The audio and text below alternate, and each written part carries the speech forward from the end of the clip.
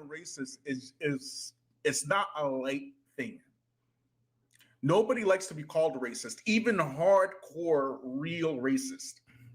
So I want to draw your attention to the series I did, Shut Up the Wajdi Akari tragedy, in response to Wajdi Akari's, refutation of Abu Toba and some of the comments that he made. And we're going to go back to this comment several times, actually, right? So I want to draw your attention to something that he said. Who in his right mind introduces and concludes videos with racial matters? You know what he's talking about here, family?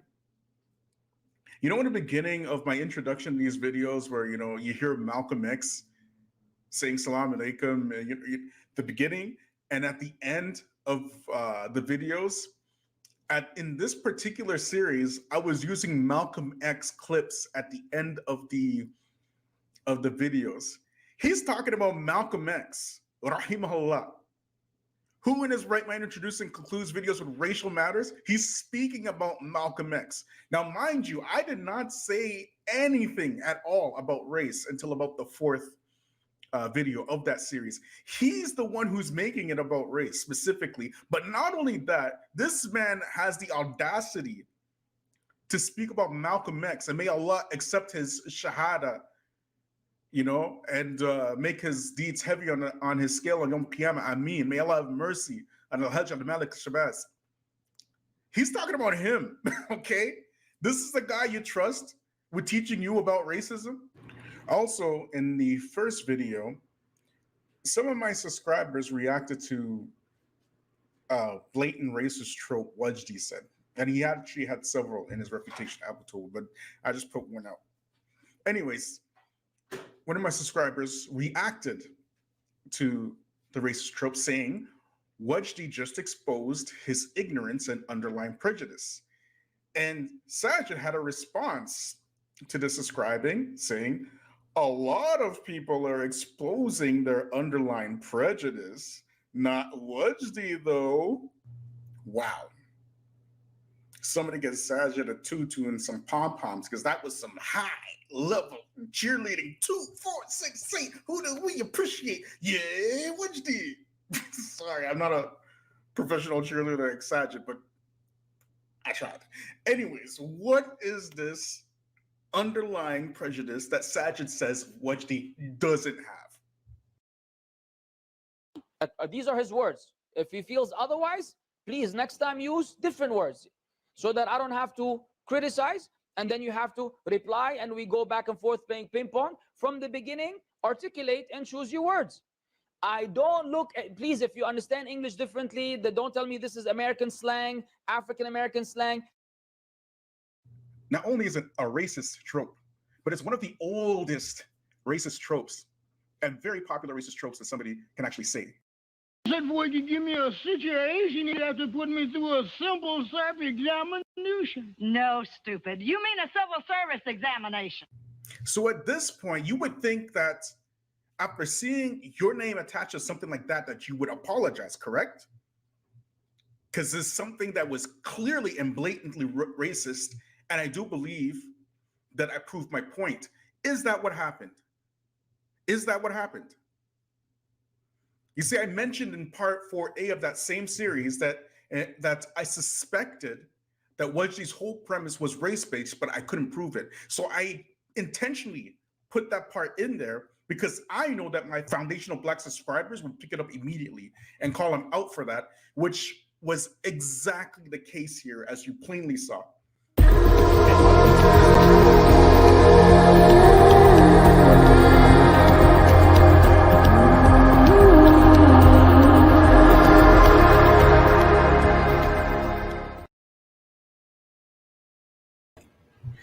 Bismillah wa salatu wa salam wa rasulullah wa ba'd. In the name of Allah, and may the peace and blessings of Allah be upon his last and final messenger. As to what follows, family, friends, foes, haters, and hateettes, welcome back to the Feachaz. I greet you all in peace and love and no hatred in my heart. Assalamu alaikum wa rahmatullahi wa barakatuh. May the peace and blessings of Allah be upon all of you. So before we begin, please like, please subscribe, please share, please hit me up on Patreon. If you can hear me, give me the thumbs up. If you are on Facebook, rather, if you want to participate in this, the cookout. We're having a cookout tonight, family. It's going to be a cookout. We barbecuing tonight. We are at the barbecue. We are barbecuing some white meat tonight, okay? We are cooking some crackers. And we are doing it live. Wa alaikum salam wa rahmatullahi wa barakatuh. Shorty Boyd, wa alaikum salam wa rahmatullahi wa barakatuh. Adobe. We are at the cookout. I've been telling you about these YouTubers for a long time. A long time. And some of y'all didn't believe me. You know that video that we watched just now? You know when I did that video? That was all the way last year. All the way last year. Wa alaikum salam wa rahmatullahi wa barakatuh. Abdullah Isa. All the way last year I did that video. And 1 full year, you know what I'm saying? After that video I did last year, here we are again. But last year, at the family cookout last year, we was roasting some turkey. We was roasting some bald-headed treasure trolls. We had it on the barbecue. We sprinkled a little bit of mama's spices on there. Mama's, you know what I'm saying? We sprinkle a little bit on. And now we are here again. From last year to this year, I've been telling you about these YouTubers. I told you from all the way, how many years ago, that if y'all are seeking knowledge from YouTubers, then you deserve to be misguided. There are about 5 YouTube channels that I respect. Saajid is not one of them. Y'all hearing me? But here we are again. So welcome. Welcome to the toasting of the Wonder Bread. Now, I got this video that Saajid put out maybe about 100 times, right? So many of y'all have been sharing this video with me. And the first time I saw it, I was shocked, but not really. You know what I'm saying? Because, again, last year we had to deal with that. You feel me? Now, I want to be crystal clear. We are Muslim. You feel me? And we always have to think about our akhirah. We always have to think about our hereafter, our afterlife, which means that we give precedence to Islam over everything else. That's our official position. And I want to be clear with that from the get-go. But what we have here is a situation which involves not putting Islam first or advising somebody to put Islam first, but it was an opportunistic situation, to have outsiders of that Black community be put in their place once again by using Islam as a tool to do so. It would have been enough for Saajid to say, you know, sis, you're wrong. We're all Muslim first. Allah says this in the Quran. The Prophet ﷺ, he said that in the Hadith. May Allah guide us all. And nobody from the Black community would have had a problem with that. But is that what he did? Is that what he did? And is that what he said? So now we got some cooking to do. We got to roast some turkeys in the oven. It's Thanksgiving, y'all. It's Thanksgiving. We are thankful for this turkey we got to cook today. So, like, subscribe, share. Like, subscribe, share. Hit me up on Patreon. And let's get into it. Grab your popcorn, grab your soda, because we doing some slow roasting up in here, okay?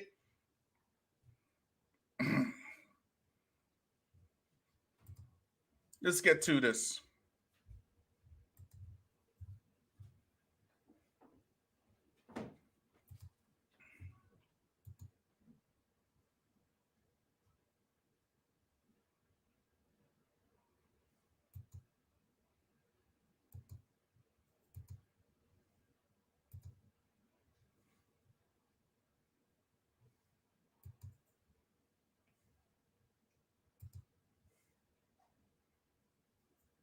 Let's see the view. View is good here. We're going to do this view, all right? Let's go, family. Let's get busy. I have a question for you. Are you Muslim first or are you black first? What do you think? Muslim first and black first? Yeah. Which one are you? So firstly, I want to state the obvious, but I think it's important to point these things out. The mother obviously has a very strong accent. I think it's safe to say that she was born and raised in another country, whereas her daughter, it seems like she was born and raised in America. And although there are so many different directions we can take this video, so many different things we can focus on and discuss, I personally really want to focus on this aspect, the difference between the mother and the daughter. You see, family, right here, what he said right here, that should have been your first cue to shut up, Saj.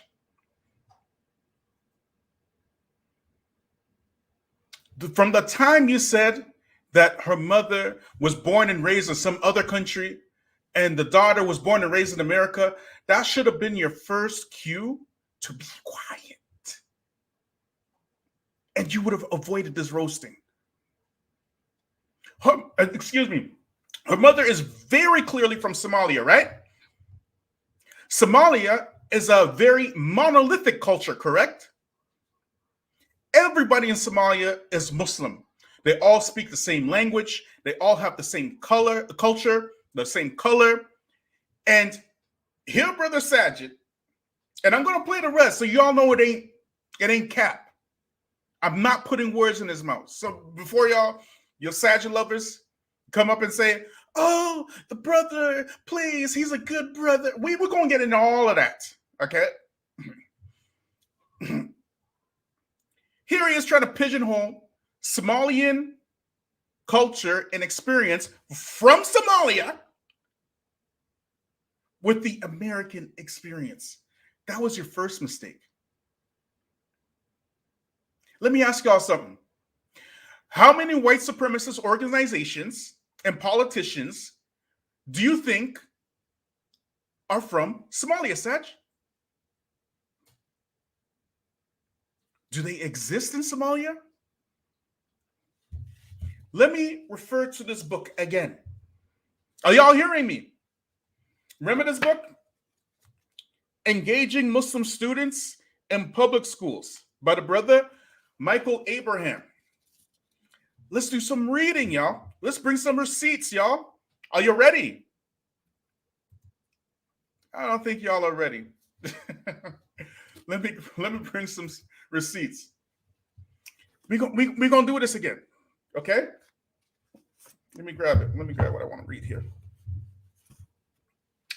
The brother Michael Abraham, he writes, is this the right page? Let me just check. I wrote the page down.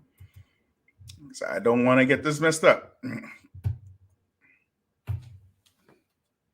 Yes, okay. It is also important to understand that children of the professional class of immigrants who come either at young ages or are born in America will have very different. Woo! You see, I told y'all he ain't ready. Y'all ain't ready for the barbecue. They will have very different experience than their parents growing up. Somebody put B1 in the chat, please. Put B1 in the chat. Black first in the chat, please. Their parents will have a very different experience than their parents growing up. Michael Abraham, ladies and gentlemen.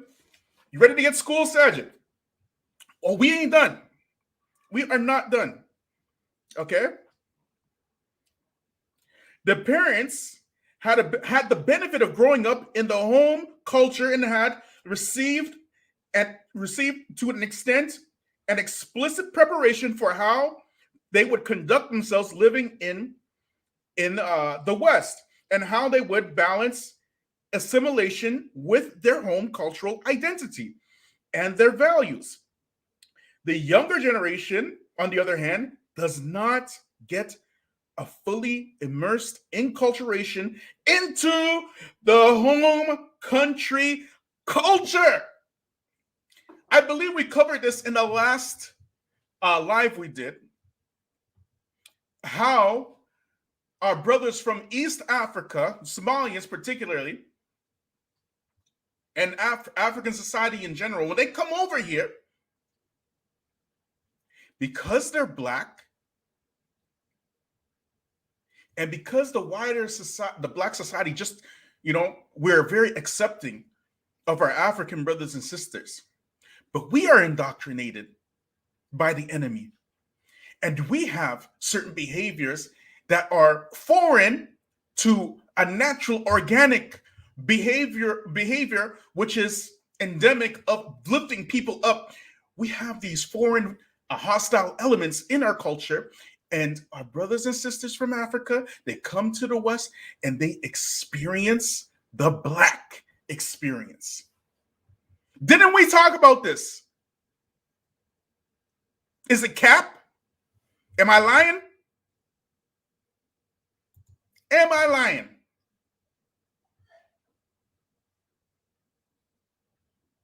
Put B1 in the chat, please.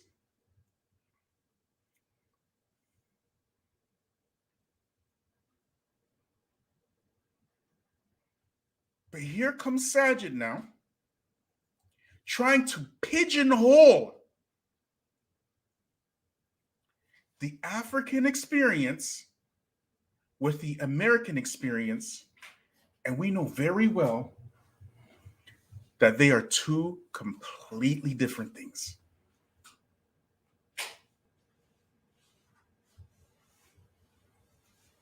Y'all play too much. Let's continue reading, family. Shall we continue? Let's continue, y'all. Y'all think it's jokes. 1 second, y'all.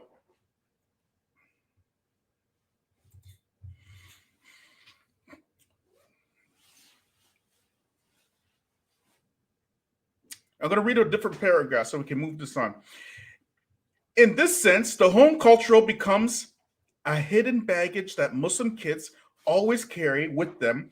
And when they are in spaces outside the Muslim community, a primary factor that compounds the weight of this baggage is the pure lack of knowledge that non-Muslims have about Islam and Muslim culture, especially when non-Muslims are adults who are in charge of facilitating these young people's growth, education, develop, and their educators in public schools. What is he trying to tell you, family? What is he trying to tell you? He's trying to tell you that your children are going to these public schools and experiencing the very same thing, without any exception, the experience of other Black youth. And those teachers don't know anything about the Muslims' experience. And it's up to the Muslims to teach the Muslim experience. Is this what Saajid did? Or was he pointing, finger wagging in the face of this sister?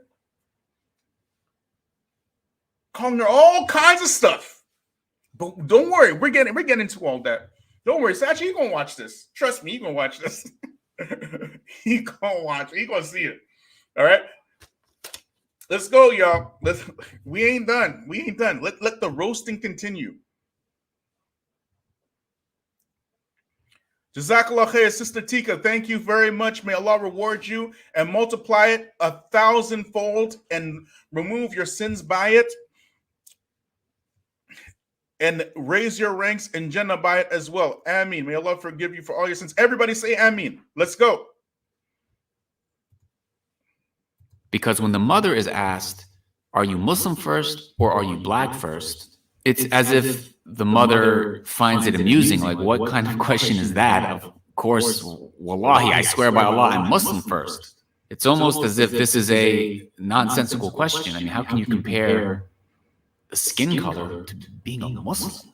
But let's see how the daughter responds. Okay, can I see your hand? Give me your hand. What color is it? So why are you not black first? Did you choose to be black? No. Did you choose to be Muslim? Yes. I borrow from Muslim. No, you can leave the deen at any time, but you can't leave your race at any time.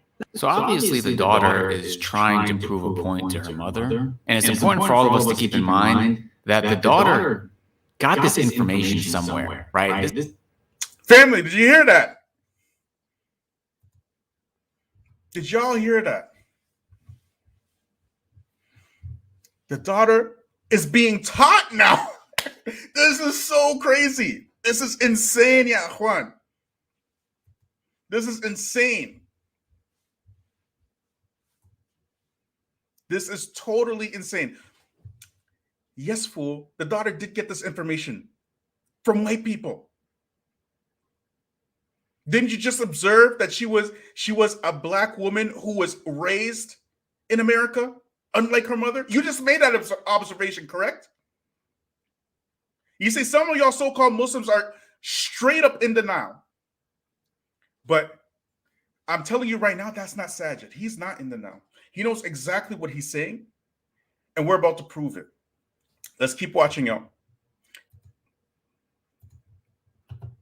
Let's keep watching. These are things, concepts, ideas that she was taught, that she learned. One might even say that she was indoctrinated with due to social media, due to many things that have been going on in this country with identity politics. He's calling the black experience identity politics.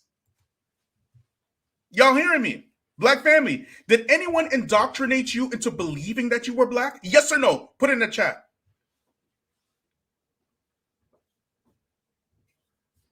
Family, he's calling the black experience identity politics. Let that sink in for a minute. For those of us, black indigenous descendants of slavery, survivors of the Middle Passage, victims of Jim Crow, mass incarceration, redlining, apartheid, medical racism, mass rape, mass murder, segregation, war on drugs, infiltration, the 13th Amendment, voter suppression, police brutality, and on and on and on. We are not victims of racism. According to Saajid, we're not victims of racism. We are victims of indoctrination into identity politics. And for those Somalian and West African and Kenyan brothers and sisters who just got here and are now witnessing real racism for a fraction of the time that we've been going through it, he says you are also being indoctrinated into identity politics. Am I putting words in his mouth? Am I taking anything he's saying out of context? Yes or no? Put it in the chat.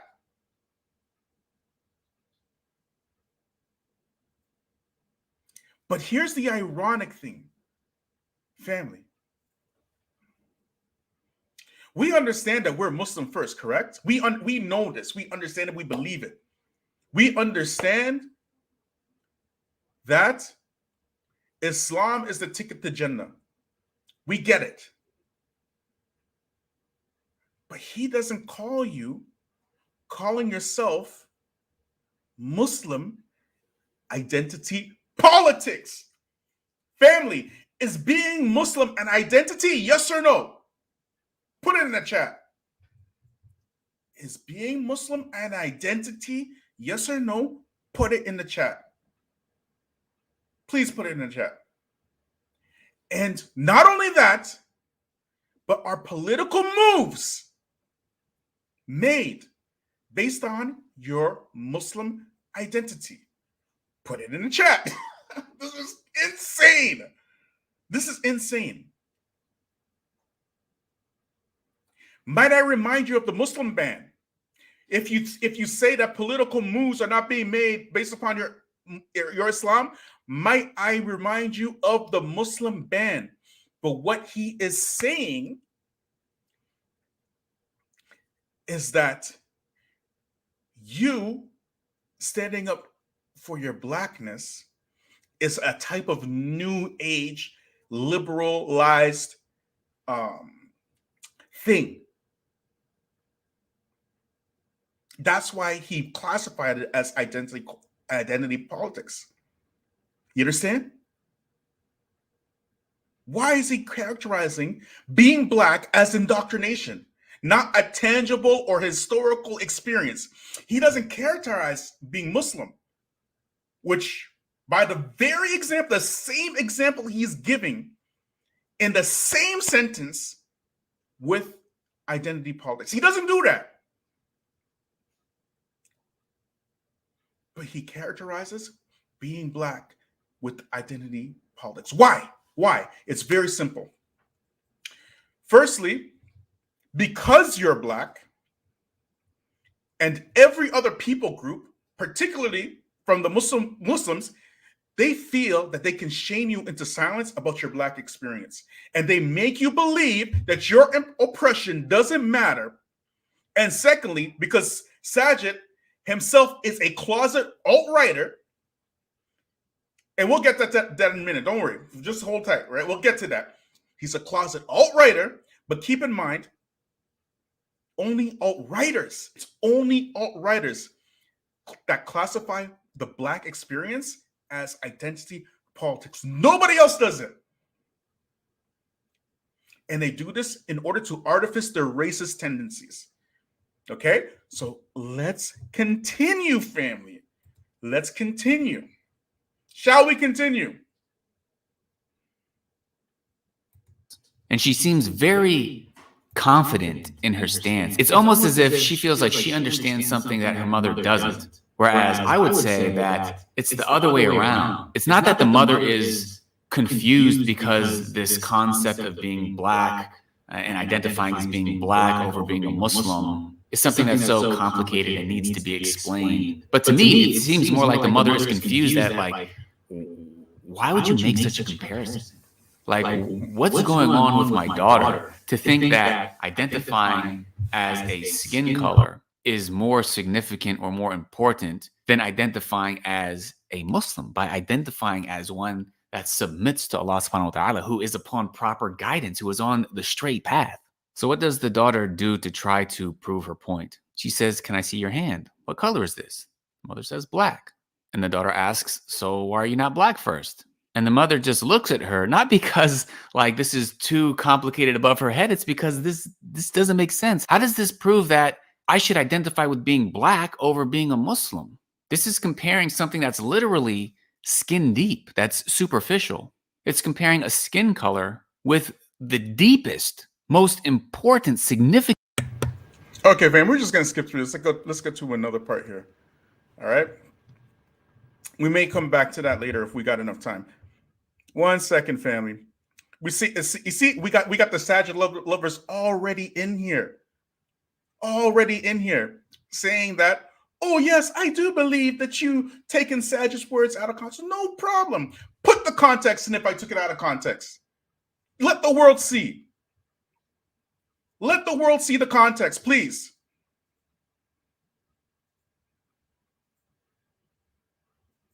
Put it in. If I'm wrong, put the context in. As a matter of fact, don't worry, we're gonna get to that. Any of my detractors, no problem. I'm gonna leave the link.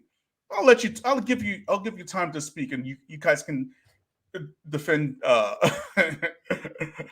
your boy if you want. You know what I'm saying?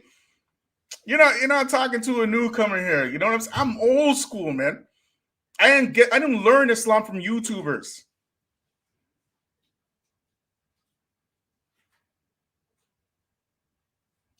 You feel me? It's this new generation coming. They learn Islam from YouTubers, and they believe that YouTubers are teaching them something about the deen and stuff. Y'all are tripping. You straight tripping. 1 second, family. Let's go skip through some of this here. Let me get rid of this.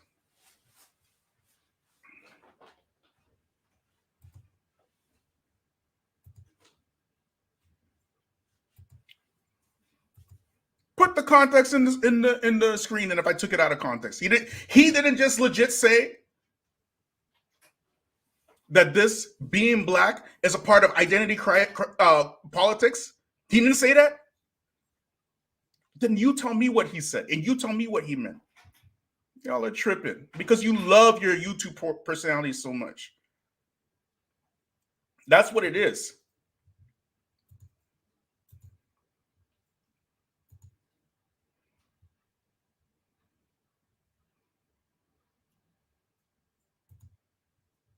Let's get this. Significant aspect of a human being. It's like, what kind of comparison is this? Then the daughter asks,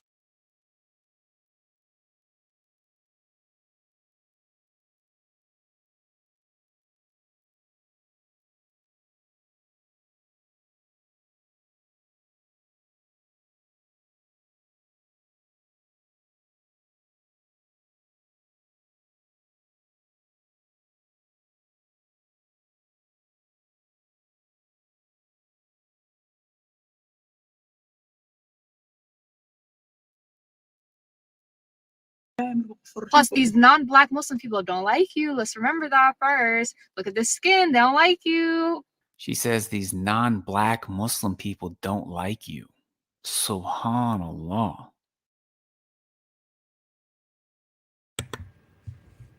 Subhanallah. Are you saying that these non-black Muslim people don't like you? Subhanallah. How can you say these non-black Muslim people don't like you? I mean, these non-black Muslim people love you Negroes. Subhanallah. For those of you who are my day ones been following me a long time, let me ask y'all. Subhanallah. This is too much, man. This is crazy. What is the biggest slave rebellion in history? What is it? Put it in the chat. If y'all know, put it in the chat, please.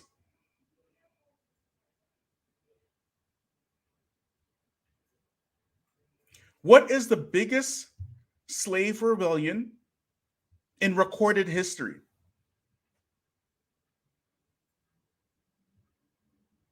Do y'all know?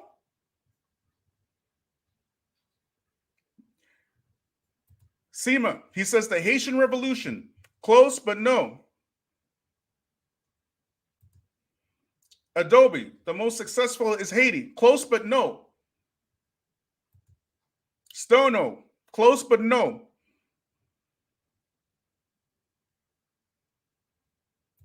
Zulu Rebellion, close, but no. Thank you, Shorty Boyd. He got it. Thank you, Shorty Boyd. Alhamdulillah, he got it. It is the Zenj Rebellion in Iraq underneath the Abbasid Khilafah. Y'all play too much.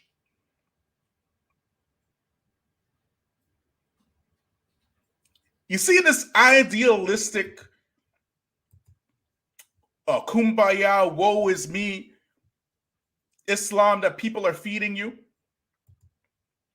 There's the Islam of the Prophet Muhammad sallam, where the Prophet Muhammad sallam was legit dealing with the social issues of the people, justice for all. He was proud. The Prophet sallam, he was proud to say that I was sent to the black and the white. He was happy for that.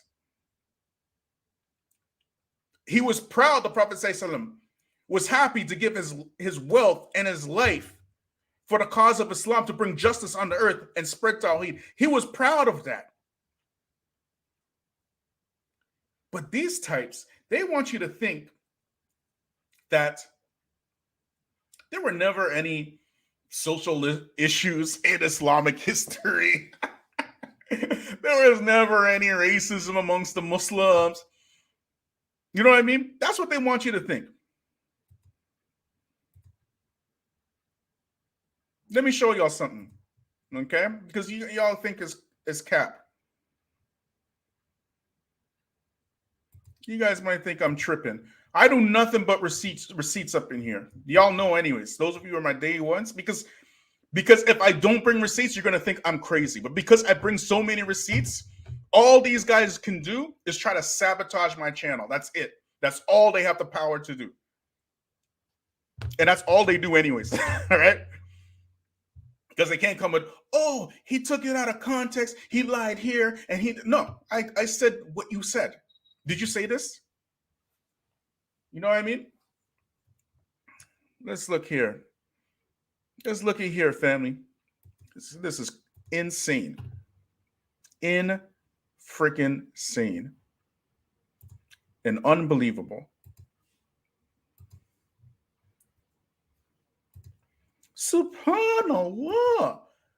The Muslims don't like black people? We love the Negroes. The Zenj Rebellion, okay? Thawrat al-Zenj, okay, was a major revolt against the Abbasid Caliphate, which took place from 869 until 883. Begun near the city of Basra and present-day southern Iraq, and led by one Ali bin Muhammad, the insurrection involved enslaved Bantu-speaking people. Zenj. You know, in the Middle East, this is how deep this goes. Y'all don't know. In the Middle East, in the Gulf countries, those of you who know Arabic from the Gulf, how do they say nigger in Arabic? Put it in the chat.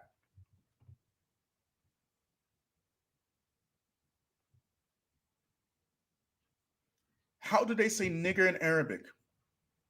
Put it in the chat. From the Gulf.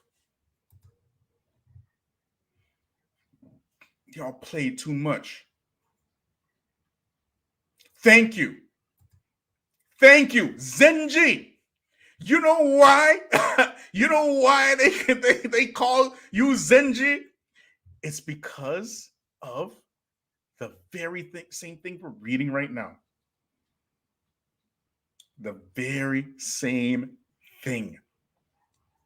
The Arabs never got over this rebellion. They never got over it. Let's scroll down here. We got to move through this. Like, subscribe, share, hit me up on Patreon.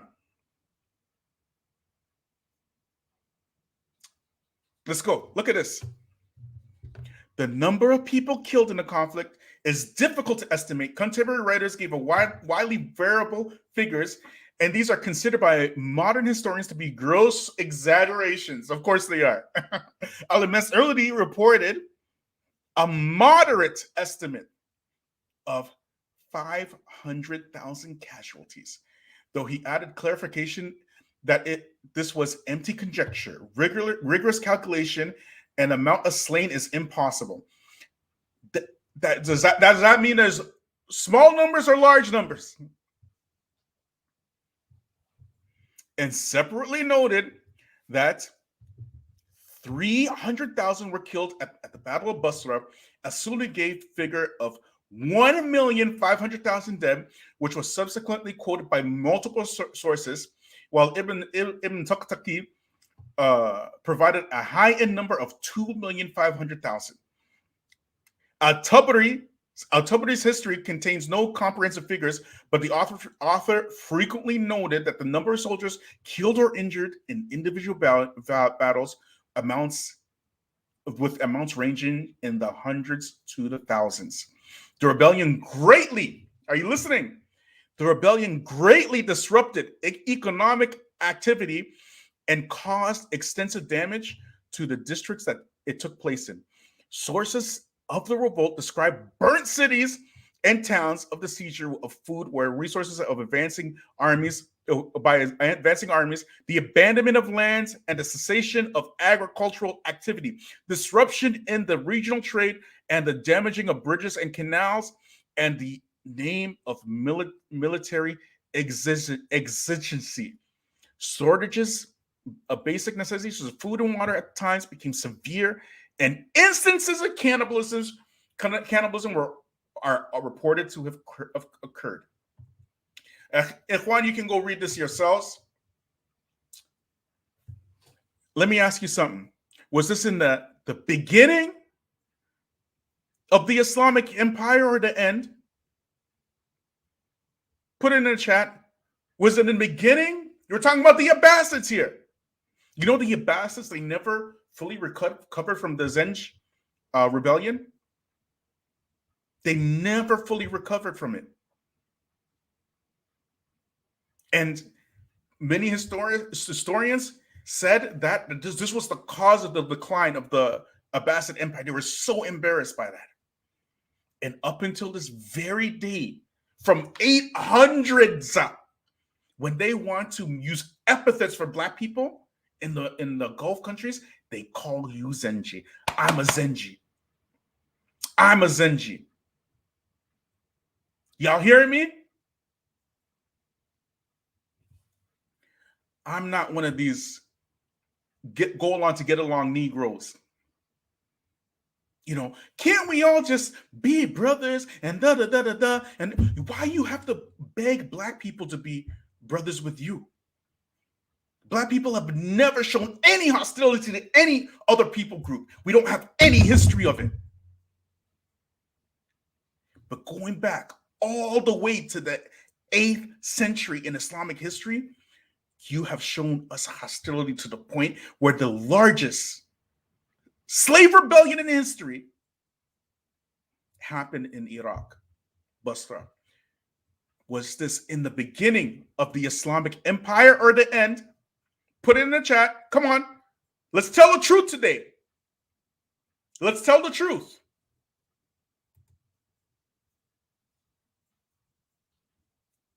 Let's tell the truth today.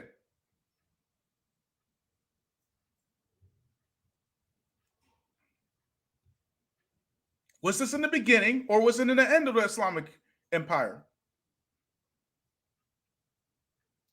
8th century. What's happening today? What's going on in Libya today? Put it in the chat. What is going on in Libya right now as we're speaking?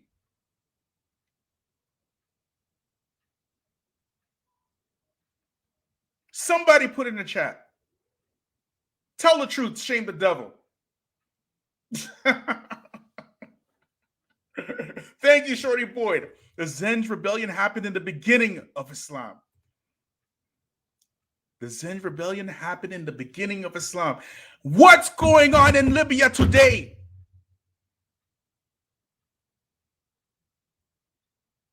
Somebody put it in the chat.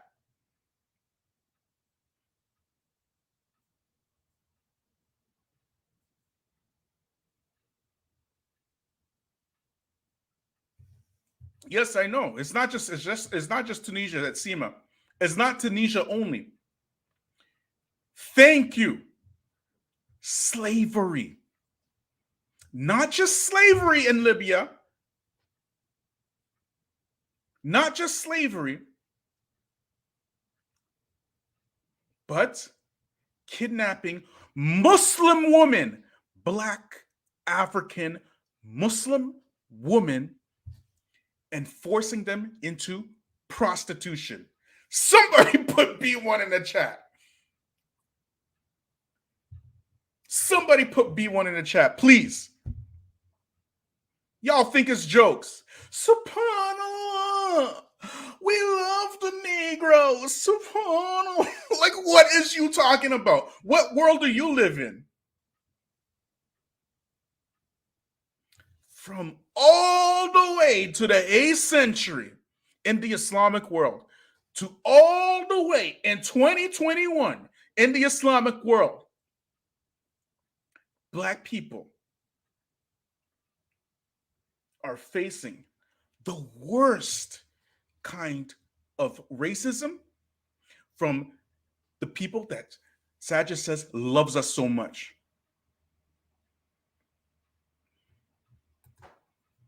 Don't forget the treatment of Black workers, mainly Kenyans and Ugandans. Not just Saudi, bro. We put this out there and on this channel many times. It's Lebanon. It's Kuwait. It's all the Gulf countries. It's Egypt. You think it's just Saudi? It's not just Saudi. It's not just Saudi. We put it out there.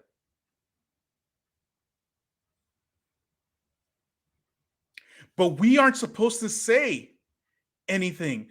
Don't talk that Black stuff, Bilal. Let your woman, your Black Muslim African woman, get raped in the Gulf and sent back home pregnant with no money, with Arab babies inside their wombs. Just, it only happens sometimes. Subhanallah. Y'all tripping, man. Y'all tripping. Where are the shucker and jivers for Saajid? Where are they at? Subhanallah. We don't do that here. We don't do that here. You watching the features, and these guys, they try to sabotage my channel after I went after Wajdi and them. I didn't say anything about Saajid. But let me show y'all. Let me show you, because you'll think I'm tripping. You know what I mean? I'm gonna show you something. Okay? We slow roasting tonight. We slow roasting the turkeys tonight. We slow roasting the turkeys tonight. Y'all hearing me?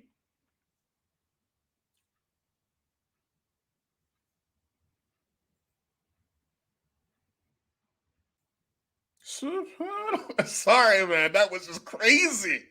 That was some really outrageous. But anyways, Saajid, he's taken a side. He's already taken a side. You feel me? We're going to prove it. Don't worry. Don't worry now. We don't do nothing but the receipts on the features. We're going to prove he's taken a side. And Saajid can actually prove that he hasn't taken a side by taking the right side. It's very easy for him. But watch. You all ain't seen nothing yet. We just warming up. We are just warming up. Okay? Y'all trip. You love your YouTubers way too much, man. That's why I don't go into the Dawah space at all. Because of this mess. These guys completely wrecked the Dawah on YouTube. Totally.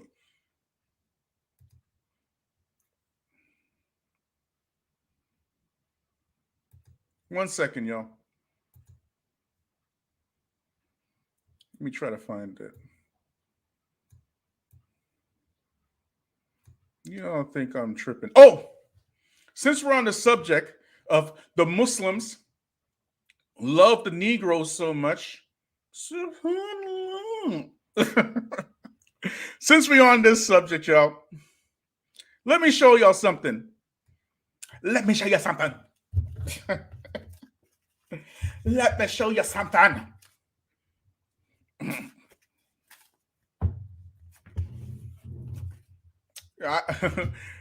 With all due respect, Brother Hayden, I love you for the sake of Allah, my bro. I love you for the sake of Allah, my bro, but I don't want no parts of that. No, thank you. It's too late now. You know what it is? It's more of a generational issue than a YouTube issue, because this generation got so used to watching people on YouTube that they think that what they're watching on YouTube, like the person in front of the screen, is real. And I'm the only person that's telling you, you're just seeing a person on screen. You don't know them, including myself. You don't know who's in front of you.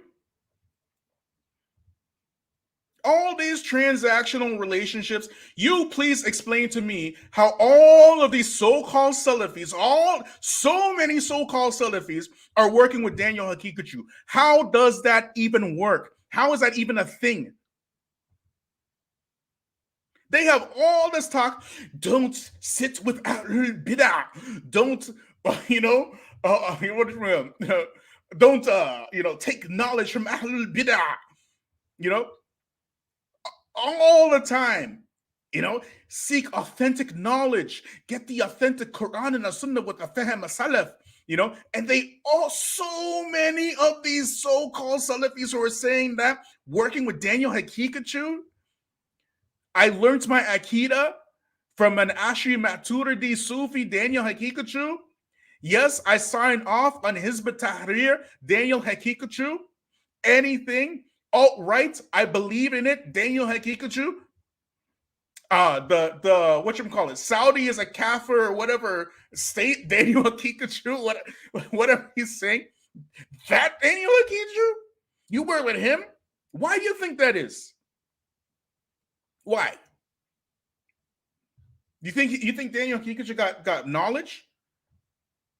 Do you think he has Islamic knowledge? I studied Islam for 6 years, but I don't know Arabic. Daniel Hakikachu?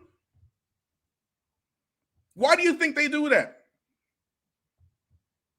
It's transactional relationships. That's it. And that's pretty much why they don't like me, because I can't sell out. I'm not about that life. I'm sorry.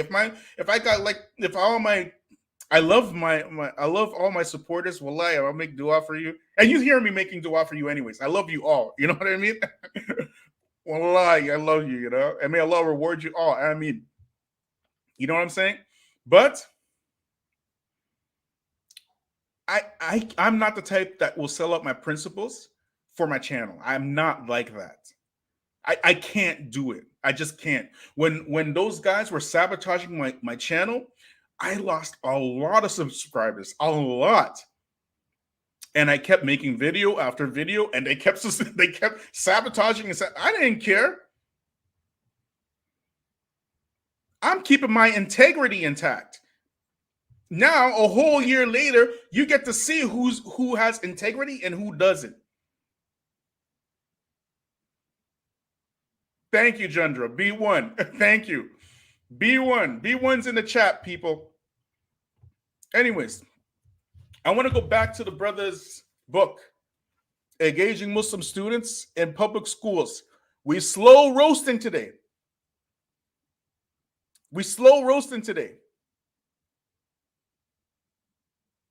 Okay? We're going back to this book. 1 second, people. Let me find the page here. Subhanallah. Let me go in here. You think it's jokes. Now, remind you, why is Saajid saying that? Because the sister said all these other people groups in the Muslim community, they don't have no love for black people. This happens to be a fact. And that's why I say your brothers are the ones who actually love you for the sake of Allah, not the ones who pretend, not the ones who are fake. When you suffer, your brother feels the pain of your suffering. He doesn't try to tell you, don't worry about that. Let's go worry about the Palestinians and stuff. No, that's not brotherhood.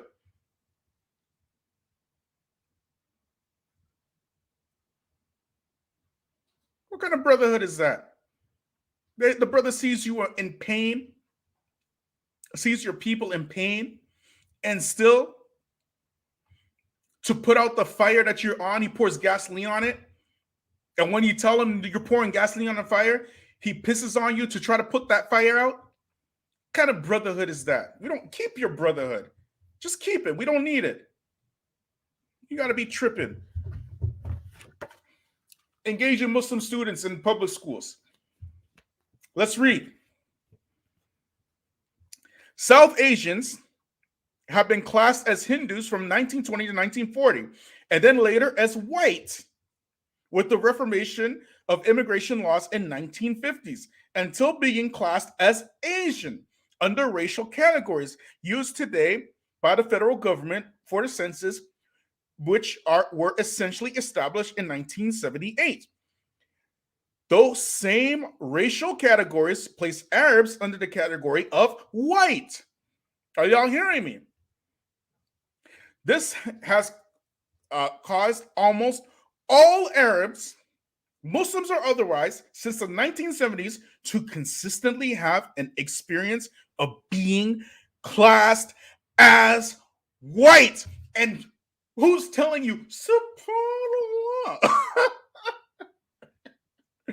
Who's telling you that? Y'all are tripping, man. On official documentation, while not infrequently having an experience in the society of being essentially classed as people of color, this is likely even more true for Arabs who solidly identify as Muslim, and especially those who express their identity as their external experience. Continue to the next paragraph on the other page. Y'all listening? What were Arabs in South Asian classified as again? What was their experience again? Yeah, we are dropping some truth bombs today.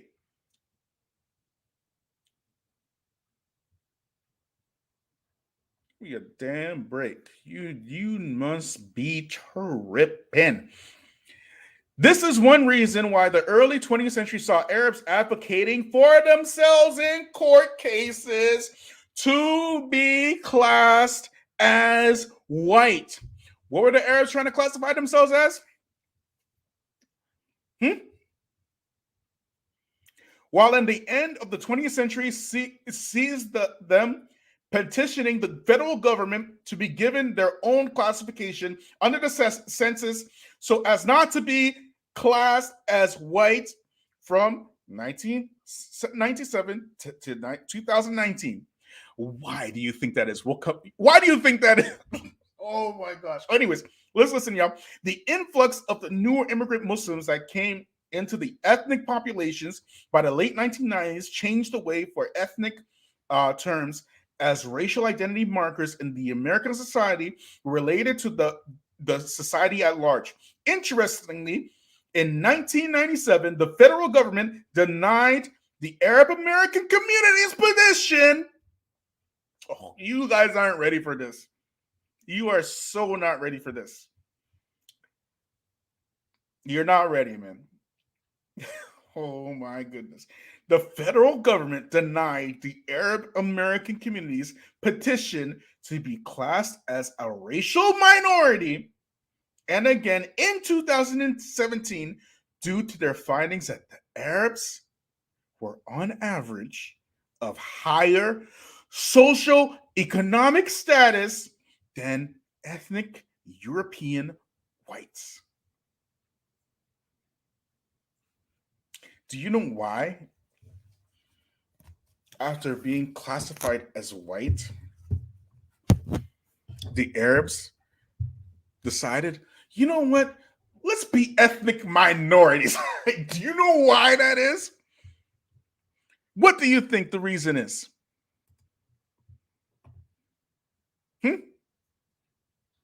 Why do you think? Sister Tika, may Allah reward you. May Allah multiply it for you 1,000-fold, 10,000-fold, 100,000-fold for your generosity. MashaAllah, tabarakallah. May Allah forgive you. Ameen, ameen, ameen. The problem is that Muslims are in denial of their unconscious bias and racist beliefs. You want success without truth? How? Couldn't have said it better. Could not have said it better. Thank you. Thank you, Adobe. It's financial. Do you know why it's financial? Everybody say Amin for Sister Tika, please. Everybody say Amin. I need all Amins in the chat right now for Sister Tika. I need all Amins in the chat for Sister Tika. Thank you, Adobe. That's what it's about. That's why he said minority contracts, for those of you who can't see. We mentioned that the affirmative action plans were specifically designed for Black people. Specifically. Okay? Then your devil government said, you know what? We can't just do something for Black people now. Like, what's her face? What's that? No, we can't do something for specific for Black people. Skamala Harris. No, if we do something for Black people, we got to do it for all people. So they made affirmative action plans for what they called ethnic minorities. And do you know who an ethnic minority is? Anybody who is not a white man is an ethnic minority. So as Adobe mentions, white women benefit the most off of affirmative action. Y'all hearing me? White women benefit the most of affirmative. The ones who was with their man during the slave times, during Jim Crow, benefiting off of slavery, getting rich off of stolen land of Indians and stolen people from Africa. They are the number one benefactors of affirmative action. And Black people, the program that was specifically designed for Black people, they are 0.1% of the benefactors of affirmative action. And here come the Arabs. You guys are tripping. Here come hey, look at us. We're not white anymore. We're ethnic minorities. And here comes Saajid talking about subhanallah. Subhanallah. You guys are joking, man. You ain't talking to, one of these, like, whatchamacallit, Negroes who doesn't know what's going on, man. I know exactly what's going on. Look at this. The new hater just came up in the chats. Look, it just got here. Just got here. Look at this. You see what I'm saying? You just got here. Got all this vitriol, but no vitriol for the racist. You know what I'm saying? No vitriol for the one who is spitting in the face of Black people. You ain't got no work for that. He got nothing to say for that. You have nothing to say to the oppressor, not a single word, not even a hint. You fight for the oppressor. You stand up for the oppressor, and you attack the oppressed. That's what they do. So when they show you this stuff, ikhwan wa akhwat, don't even argue with them. We're going to tell you why in a minute. We're going to tell you why in a minute. You fight the oppressed on behalf of the oppressor, and you tell the oppressed, stop crying about your oppression. That's what you do. And then when you get called out on it, oh, I'm not saying that. What I'm saying, you guys just don't. Anyways, y'all think it's chips. Let's see. Subhanallah, Saajid. The Muslims love Negroes. We love you. Let's look at this, y'all. Y'all think it's y'all think it's games. Y'all think it's games. Let me get some more super chats in the chat, please. I'm putting in work. I am roasting this turkey. I am giving you some. I'm baking fresh crackers tonight. I need some super chats, please. Y'all are tripping. You are straight tripping. Let's do this. Putting in work for y'all. SubhanAllah. Look at this, y'all. You think it's jokes. You think we love you, Negroes. We want to be brothers with you, Negroes. Why was Malcolm X's janazah at a black Christian church? For those of you who, subhanAllah, we love you. For those of you who don't know, let me just make this bigger so y'all can see. You know that this is not cap. We have a history here. Mal Muhammad, Saajid blocked me, bro. He blocked me on. What do you want me to do? Even Wajdi called me after. You know, I talked to Wajdi, no problem. Saajid was the one who blocked me, bro. A full graduate of Medina University blocking a whole Muslim who wasn't stalking him, who wasn't insulting him, who wasn't, degrading him. Why did he do it? He did it for the honor of his zaddy. Wajdi Akadi. Yeah. Oh, don't talk about Saajid. He's a nice, he's a good guy. Like, you guys, man. Anyways. You guys are tripping. Let's go back to this art. Let's read, shall we? SubhanAllah. Let's read. Malcolm is an excellent ambassador to Islam and the inner city black communities. Those inner city communities, those schools serve as pipelines to prison.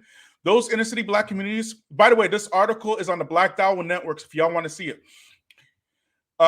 Where many don't expect to make it past 21, those inner city black communities, okay, it's going in. Let me just scroll down here, okay? The answer to the questions are found in a revealing book, final chapter, I Buried Malcolm X by Hisham Jabber. Hisham Jabber was responsible for Malcolm X's janazah prayers. According to Jabber, listen,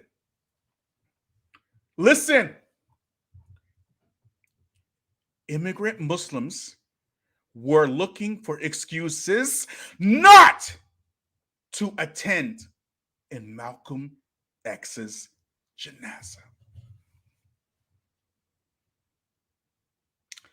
We're not done yet. That's just the first line. Who was looking for excuses not to attend Malcolm X's janazah? Immigrant Muslims. He states, these communities would proclaim that Hajj Malik was not Muslim. You spit in the face of black people who stand up for themselves. You said that Malcolm X was a kafir. And now that his legacy is spreading throughout the entire earth, you open your fork-tongued mouth to claim Malcolm X for yourself? How dare you? How dare you? How dare you even speak to us like that? You have always had a long history of abandoning the black communities wherever you go. Let me ask you something. Let me ask y'all something. Have you ever wondered why there are no white American Muslim communities, but there are a ton of imams policing Islam in brown and black Muslim communities? Shout out to Musa Richardson. Shout out to Omar Quinn. Shout out to I studied Arabic for 6 years but don't know Arabic, Daniel Hakikachu.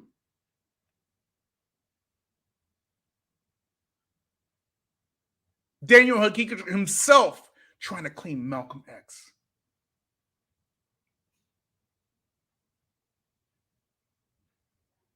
How dare you?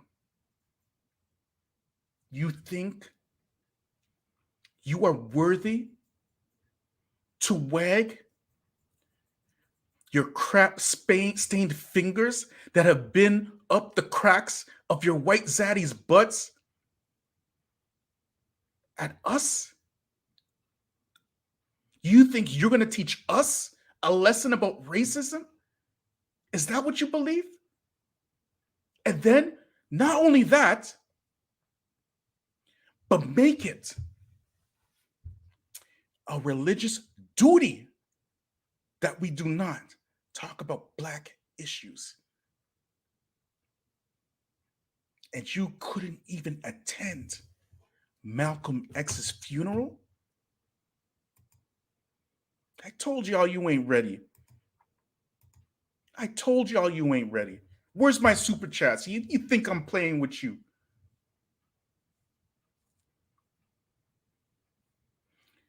Later, Hisham Jabba states that we knew, however, that their failure to recognize Hajj Malik at this time was due to, listen,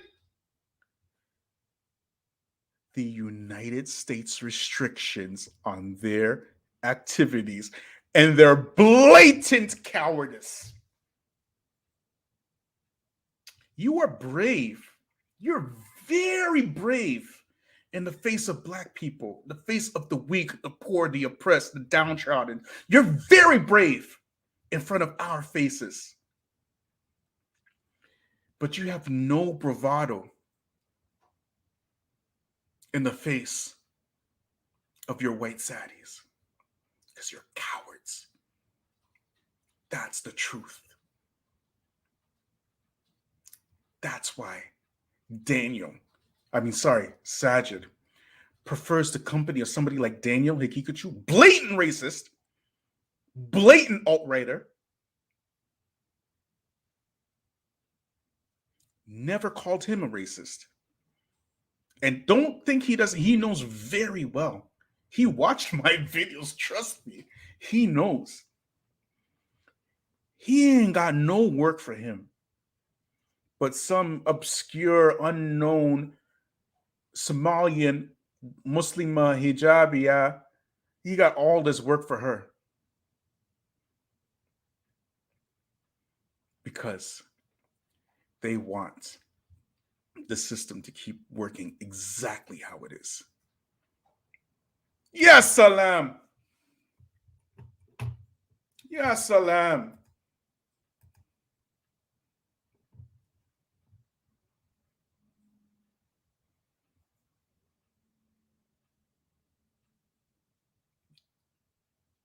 Now you know the game.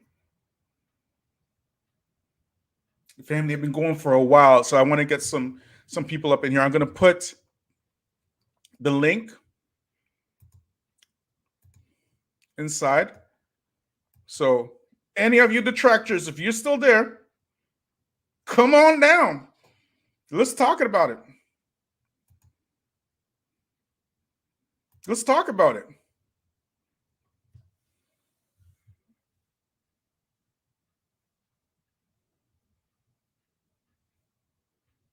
Links in the chat. You got something to say? Come on.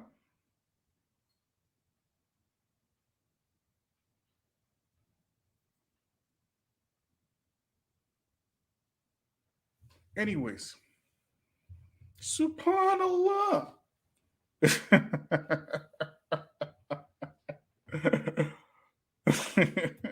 Subhanallah. Anyways, I can't do this all night, man. I mean, there's so much that we can dissect about this. So much.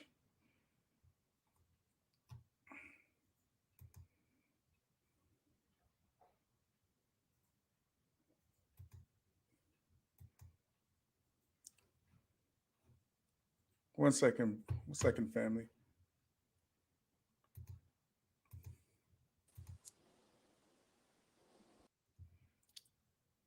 One second. Let me just stop sharing this. Assalamu alaikum, brother Abdul Manam. Walaikum salam wa barakatuh. How are you? Good. How are you doing, Sheikh? Alhamdulillah. Alhamdulillah. What you got for us? I enjoy your shows a lot. I watch your shows many times, but Jazakallah khair. thing is, I see sometimes not just you, but a lot of Muslims, they like, if you go to some areas, there's a masjid that is only Bangladeshi, there's a masjid that's only Pakistani, there's a masjid that's only Afghani, and then when you go there, they look at you like, why are you here? Yep. And I'm like, I'm Muslim. And I do understand that you have I grew up in the U.S. I wasn't born in the U.S. I'm originally from Honduras. Oh, mashallah, mashallah. So I know about racism. I know about all these things, And before I became Muslim, I feel like I did have prejudices. But once I entered Islam, all of that changed for me. And one of the things the Prophet ﷺ, he called for was against asabiya, which is tribalism, nationalism, racial thing, anything like that. And we as Muslims, so it's fine to talk about your experience in the African American community or Canadian community and all that. That's great. And we have to discuss these things because they exist. But at the same time, we have to focus on telling ourselves and others that Islam is against these things. That when you, for instance, if you're going to talk about the brother Saajid or Daniel or any of them, you have to first call them and explain to them that I disagree with you. We are Muslim, and this is what you should understand. Okay, so bro, let me stop you right there. Let me stop you right there. Okay. Right? Saajid has my number. I don't know that. I know you didn't know. And not only that, I've never had a personal issue with Saajid ever. Never, not one day. Saajid has an issue with me.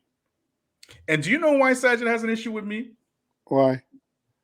It's because I did videos exposing Wajdi.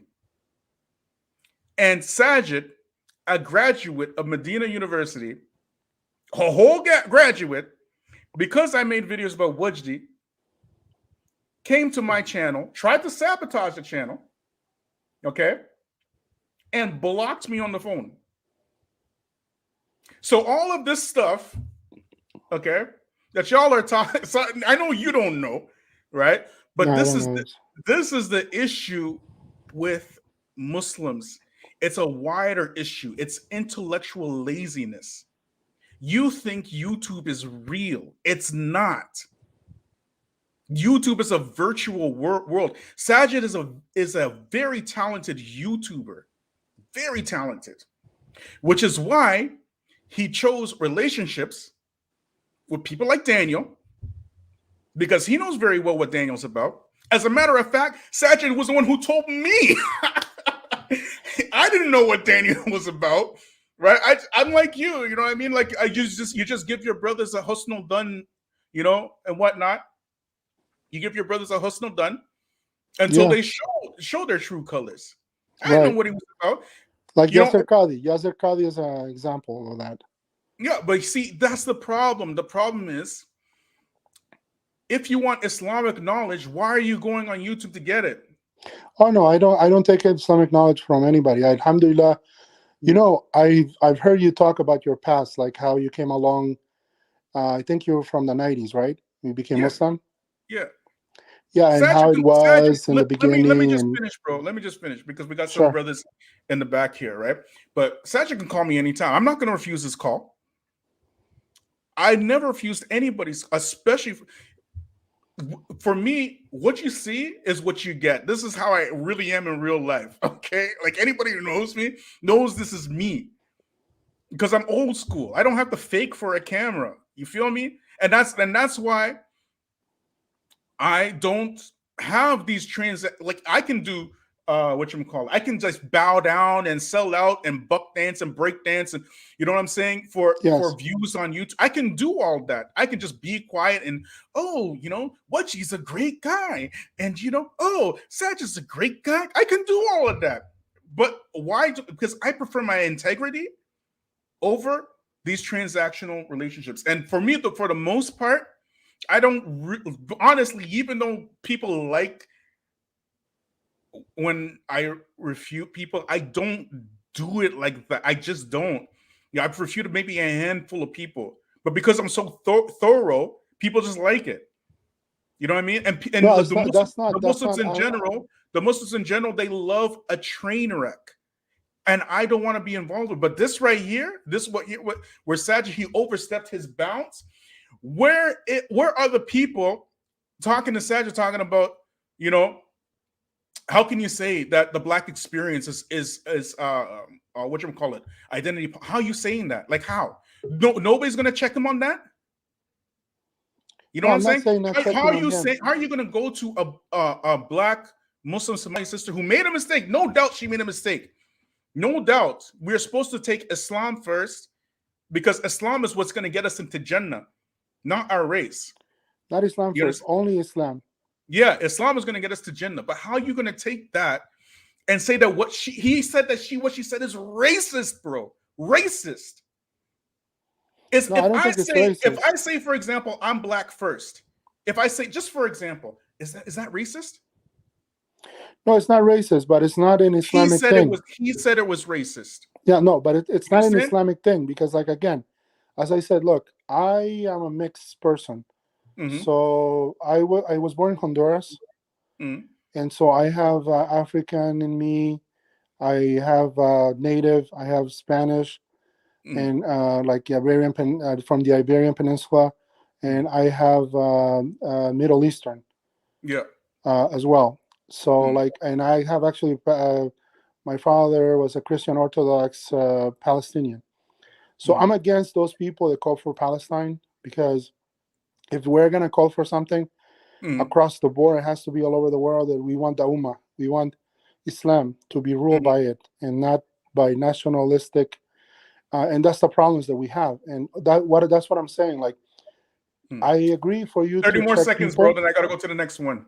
Okay, I agree for you to check people. But what I also want to advise you is that you first, realize that they're your brothers. And if they are in error, they're your brothers. Our brothers. They're your brothers. I openly say my brothers are the ones who have my back. You understand? No, if he says La ilaha illallah Muhammad Rasulullah, he's your brother. That's what those are your brothers. The hypocrites at the time of the Prophet Muhammad sallallahu, did they say La ilaha illallah Muhammad Rasulullah? Which people? The Sahaba? The hypocrites, the munafiqun. Yes, they did. Were they the brothers of the Sahaba and the Prophet sallallahu? Only the Prophet and some few Sahaba knew who they were. That's not the question. The question was those people who said La ilaha illallah Muhammad Rasulullah, and they were hypocrites. Were they the brothers of the Prophet and the Sahaba? In the open, yes, but not in reality. Okay, so the people who are working for our destruction are not our brothers. That's of course they're not. I don't accept any of them to be my brothers. I have to get to another call, but I really thank you for participating in it. No problem, brother. Allah help you and guide you and give you the best for dunya fil akhirah. Ameen. Assalamu alaikum. Okay, brother Abdullah, Kayfak. Alhamdulillah, brother. How are you, Bilal? Finally, I made it. What you got for us, bro? Wallahi, I have so much to talk about, so much to unpack. I've been listening so long. I have fathomed everything. I exactly know where your arrow is going, the direction you're coming from, and everything. And as an East African, as a Black African, as a brother who lived in the US since 1990, I think I can shed some light on those other issues that you touch upon all the time. time permitting, even though I don't have that much time today, I know I'm just gonna jump into this case that you're talking about today. Saajid, apart from being Muslim, you have to understand. And you know what? I just learned little things while you were talking to the brother. I didn't even know to the extent that he even tried to sabotage your channel. To be honest with you, knows that. Nobody knows that. But you know what I'm saying? Like this is Hayat Dunya. You know what I mean? Like exactly. Yeah. Go ahead. And I really didn't know about that. And I swear to God, wallahi, if you give me on a personal email, you have my personal email. If you give me the details, wallahi, I'm gonna put him on the spot. I will make sure that he shows up on your show like this, and I will make sure that even if he comes right now, I will talk to him. Exactly. And I will make sure that he apologizes. He says whatever he has to come up with any excuses for what he did. If he did that, that is unacceptable. I mean, we can agree to disagree, especially when it comes to deen. There's only one way, the haq way and the batil way, and that's about it. Wallahi, it wasn't even a dini thing. It was shakhsiyah. Yeah. And he did a whole block. He didn't say, oh, Bilal is dal model is he didn't say any of that. None of that. You know what I mean? Yeah, subhanAllah. He just blocked me because I criticized. That was it. That was Wallah, exactly. You know what I'm saying? Exactly. And on top of that, what you're asking for right now, all of it, right? Not I didn't put the situation between me and Saajid. I just put like what I was saying about what it's all there. It's everything is there. It's on the YouTube channel. I have this whole series, and even Wajdi himself called me after all of that. But Saajid, no. You know what I mean? And because people have this idea about YouTube, you feel me? They think that YouTube is some sort of like the reality. Anybody can be whatever they want in social media. Exactly. You know what I can mean? pick up the microphone and call myself a sheikh. Yeah, exactly. Daniel Hakikatu today is calling himself Ustad. Ustad, yep. Exactly. You know what I'm saying? You know, anybody can be whatever they want. Well, I'll be honest with you, I never even knew Daniel Hakikatu until I listened to your programs. Exactly. I investigated, I listened to him, and I found out exactly what he's about. Exactly. To be honest with you, so this brother, I don't want to piggyback on the idea that the brother before me was piggybacking on, but I just wanted to make sure that he is aware of what he did. He's comfortable. If he's comfortable with it. You see, the only reason why I've stopped, because there's no doubt he knows. There is absolutely no doubt he knows. And there's no doubt that he's aware, because he's taken a very alt-right position. Right? Exactly. And he knows what he's doing. And the fact that if you go to his channel right now, 2 weeks ago, he's doing an entire reaction video to Daniel Hakikatu. An entire reaction video. You see what I'm saying? He removed the videos that we did together from his channel, but he kept Daniel Hakikatu on it. So he's signing off on this position. You feel me? Yep, subhanAllah. People don't know that. You know what? Even though he said it's a political movement, I'm like, dude, we Africans, you know what? I was trying to give him the benefit of the doubt. The benefit of the doubt, said, like, you know what? He's Muslim, but even though he's white American, he still doesn't realize what African Americans in this country went through. I'm like, now he knows very well. He just doesn't care. That's the point. And that's the point. If he doesn't care, then we were gonna point out on him on that. We're gonna point out. We're gonna make it clear. We're gonna say, no, you cannot just simply put it. You know what it is, bro? For us black people, honestly, we need to stop begging for people's approval. That's my official position. And when they make their positions clear and you clarify it to the people, you should thank Allah, because now you can see exactly where they are with regards to you. You understand? Exactly. But you know what? Since he's a Muslim and he says La ilaha illallah, let's not give up on him. Let's still show him. Say, like, dude, it's not about giving up on him. It's about supporting us. But Jazakallah khair, Abdullah, hayakallah, may Allah reward you. Thank you so much.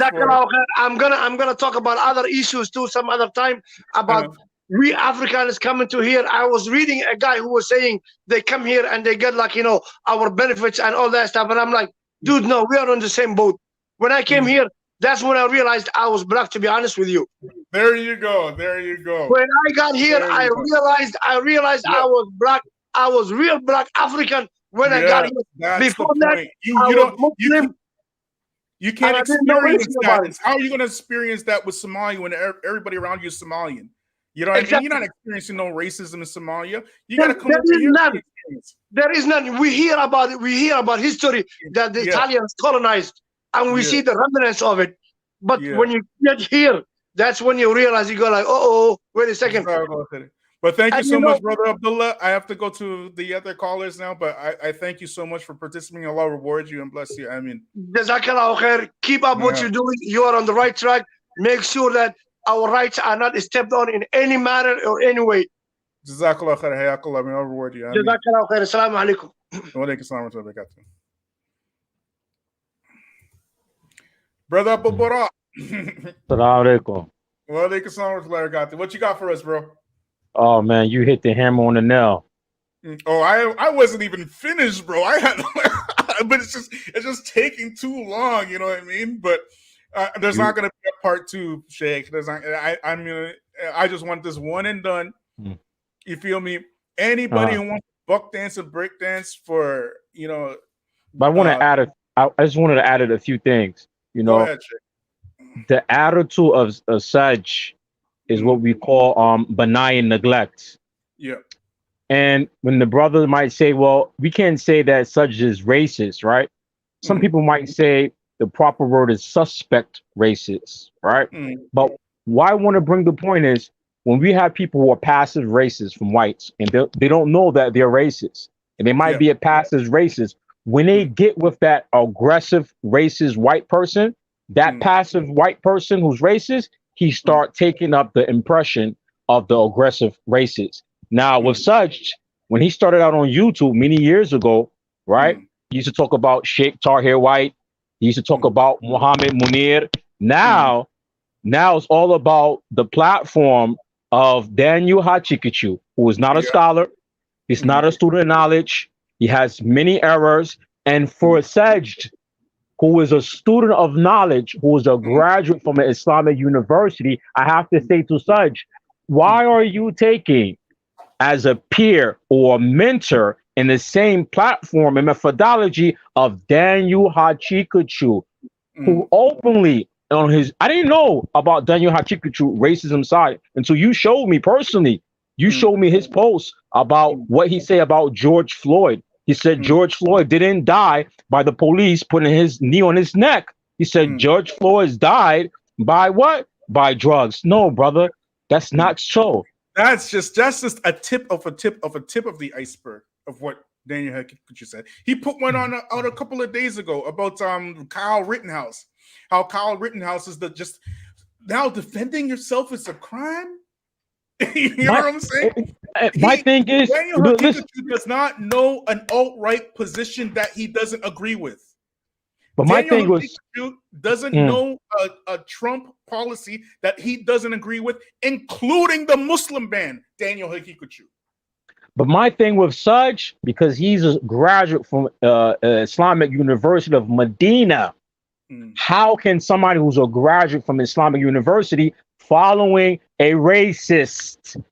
That's my thing with Saajid. Why are you following and taking the same method and approach of a racist Daniel Hachikachu? Hey, bro, do you got a minute? I want to show you guys something, just so you can see how deep this gets. You think this is jokes? You think this gets so deep? Wajdi was defending Daniel Hachikachu against Sheikh Abu Toba all the way last year, right? Then I did that series, correct? Right? I remember. And then I pretty much put out the goods on Daniel. I just put it out there. Yeah, definitely exposed. Put it out there.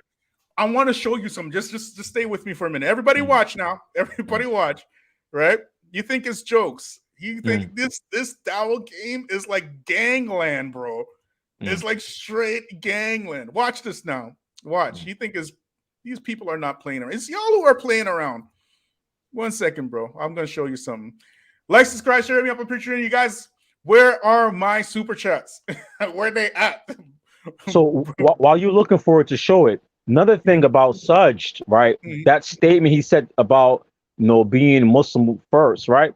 Do you know in Saudi, a dastur of Saudi constitution, which is his Islamic degree, come from Saudi Arabia, it says for Babul Awwal, the first section of the Saudi constitution, that they are a Arab Islamic state. They recognize they are Arab before they are Muslim. Yep.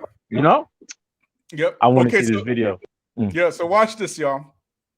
Watch this, right? Remember, I personally told Wajdi about his defense of Daniel Geek all the way last year by phone, like 1-to-1. Okay, he didn't say nothing. Wajdi didn't say a thing. Now watch, y'all. You think it's jokes?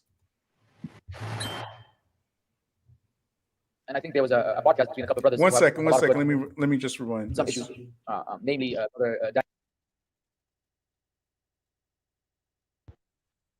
Daniel Hakikachu and brother Gabriel Al-Romani.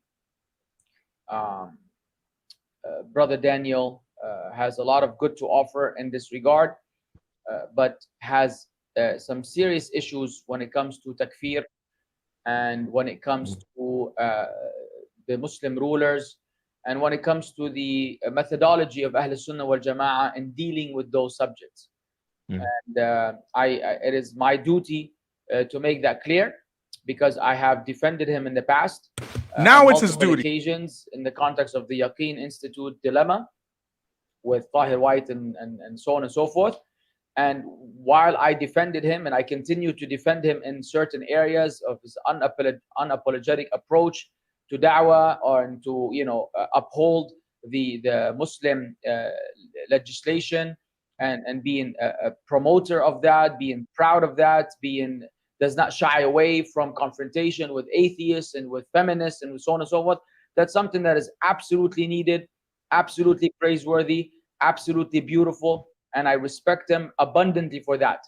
Yet, I have some fundamental issues with some of the teachers that he studied with or he studies with, and he quotes some of the posts that he posts online that are of dubious nature, unverified news, anything that is any ill speech or any ill information about Muslim rulers and Muslim countries.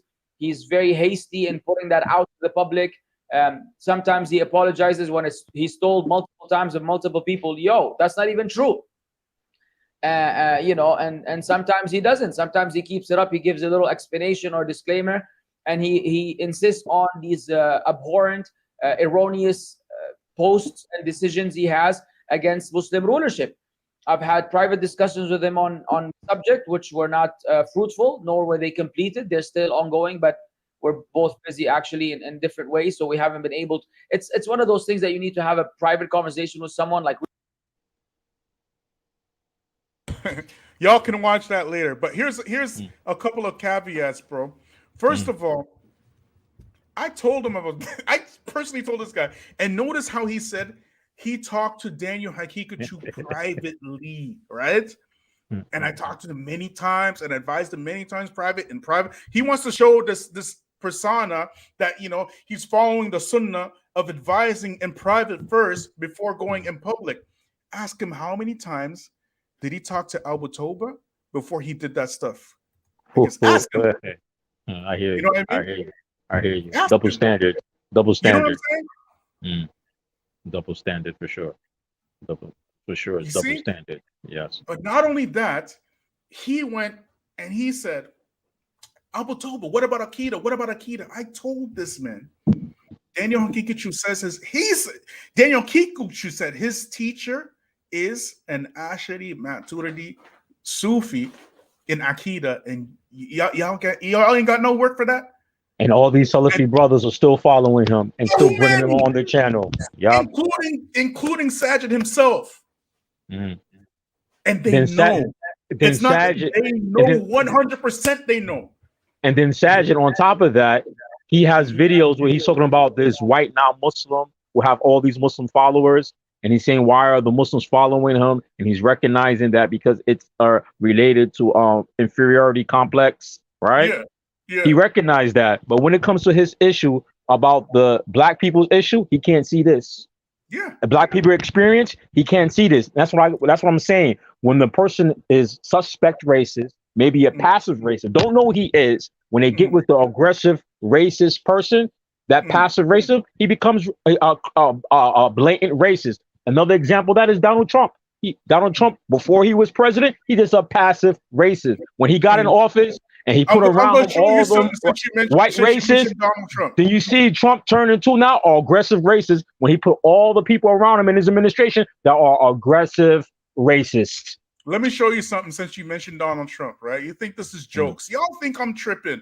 Brother Bilal is not tripping. Why would I go into the honor of another Muslim if I was tripping? You know what the kind of a big thing it is to talk about another Muslim? Because Saajid before, 2 years ago, 3 years ago, he wasn't talking about none of these topics. Now, all of a sudden, he's with this. Once to get with Daniel Hakikachu. Forwarded from Daniel Hakikachu. Watch, y'all. You think it's jokes. Watch. Watch. I'm glad you're showing this. That is his Twitter channel, his Twitter account, his Twitter group on Twitter. Daniel Hakikachu. Saying I mean to Donald Trump, Achi. Saying I mean to Donald Trump. Are you kidding me? And his Telegram group is public. It's not private. So if you go there, it's public. Anybody can go there. The same rhetoric on the white nationalist social media is the same rhetoric on Daniel Hachika channel on Telegram. On his Telegram, he legit posts the real white supremacists and their platforms. Yes. And this is the guy Such. This is the guy Such is associated with. He got all the interviews of Daniel Hatikachu. Either Ja'al Fasikum bi Naba and Fatabayinu. Saj, did you go and look at Daniel Hatikachu, his platforms, before you brought him on your channel? Did you do that? Anyway, and you a student of knowledge. He's a student of knowledge. You don't get it. You don't give him an excuse. He don't slide. He's not the layman Muslim. He should know better. Yeah, as a student of knowledge, I don't give him no excuse. No excuse for the black sister who made a mistake, but not a word, not a single harf against this. Daniel Hachikuchu. His whole platform is the white nationalist platform. Everything for the white nationalists are mad about coronavirus. They're mad about the vaccines. They're mad about the mask. Daniel Hachiku's mad about the same thing, posting their same stuff on his channel. It looks just like the mirror of a white nationalist. Legit, the real deal, like legit. You know what I mean? Anyways, thank you, Abu Burak. You're welcome. You're welcome. These calls. I mean, welcome. Sheikh Yassin, Assalamu alaikum wa rahmatullahi wa barakatuh. Before you again, I want to say thank you to Limperia, Hayakallah. May Allah reward you and multiply it for you 1,000-fold. And Limperia says, please discuss on one show these issues with Saajid and Dan. To be honest, I know that I honestly, I don't like to talk. The truth is I don't like to talk about people. And if I talk about people, I have to make sure that I have all the receipts ready. And usually my methodology is to refute people in a pre-recorded video, right? I don't like to do lies about it and stuff like that. But because if I did a pre-recorded video on this, it would take time, right? I waited a couple of days. I gathered all my evidence and I put it in. And even still, it's too long because there's too much evidence. You know what I mean? But honestly, every time I talk about somebody, my habit is to make istikhara first and then do it, because you're talking about the honor of another Muslim, right? And to go into the honor of another Muslim is haram. You understand? But I don't like to do that. But Jazakallah khair. May Allah reward you, Limperia, tremendously. I mean, go ahead, Sheikh Yassin. Now, okay, so there's a whole lot to unpack here. So I'm going to leave that alone. I want to go back to the asl, to the issue that of the generations and the difference in perspective and in experience. The mother and the daughter, right? Now, my wife is also from East Africa, and alhamdulillah, we've been married going on close to 30 years now, 29 years in our 29th year. And we have 6 children born, six, 4 of them born here in this country. Um, 2 of them born in Saudi Arabia when when I was working there. But in terms of the experience, what we're finding is, and that is, let me say this too, is that Allah subhanahu wa ta'ala in the Quran, he says, إِنَّمَا أَحْمَلْ بِنِي إِنَّ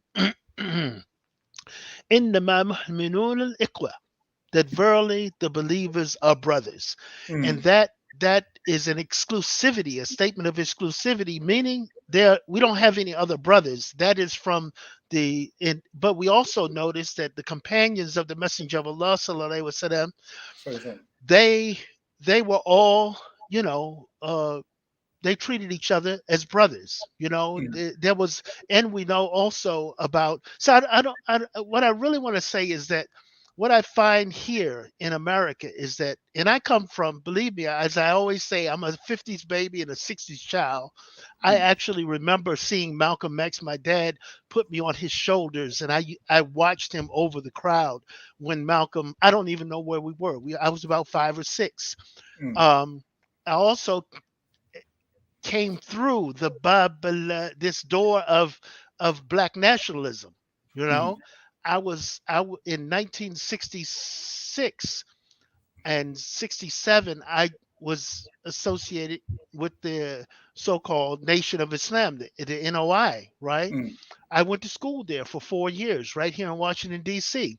So I came through that period, and as I mentioned before, the dashikis, the Black is Beautiful movement, and so much of my experience in my Islam up into the mid 80s. So I accepted Islam in 1977 after exiting the Marine Corps military service. I accepted Islam, and in 1988, up until 1988, I was around that pretty much black nationalist until about 1990, actually, black nationalist, movement, Islam, all of that.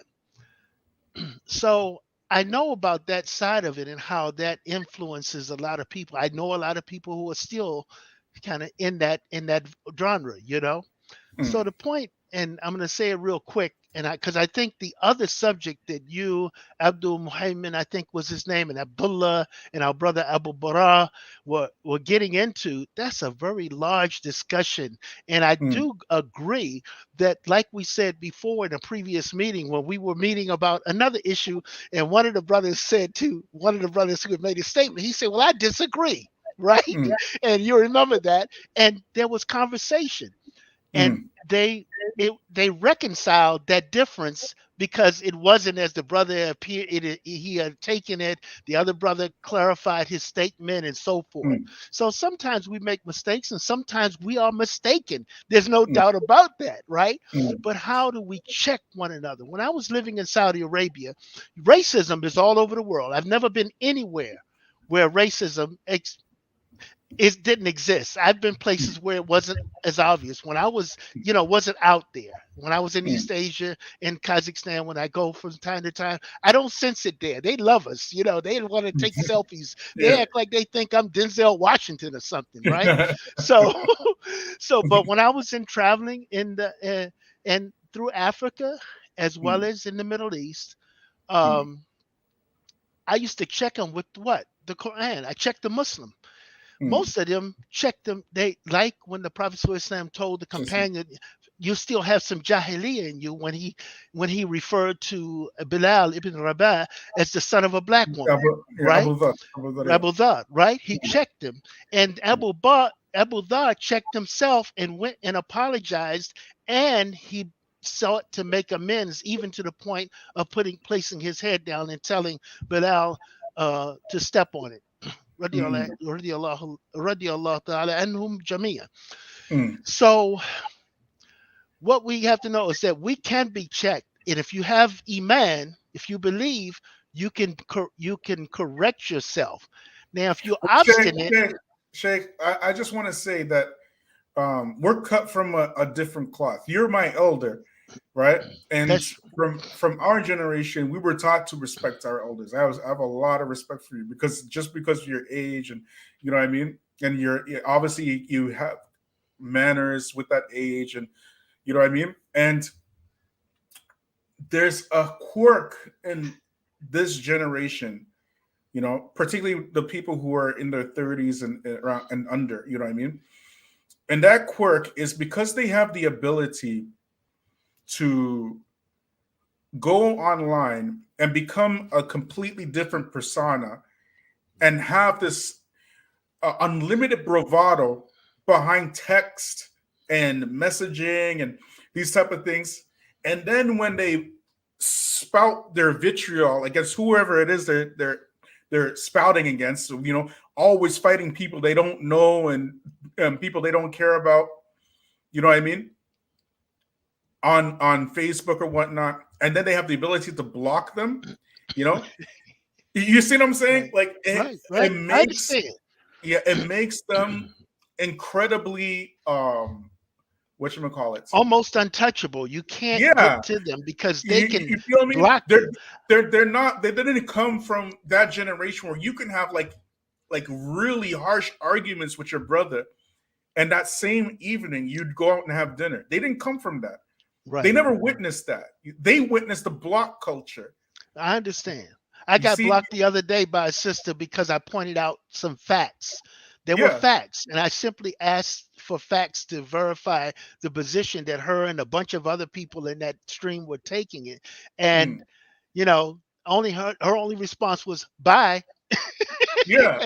and I was done, right? That was so it. You're absolutely right. Yeah. But you know what I mean? in this case, like the other brother mentioned, I think that sometimes if we try to come together and like, let's talk about these differences. Maybe we can point out something that they don't see from themselves. You got a speck on your face right there, and you say, "Oh, okay, I didn't see that." Right? You know how you've been there, right?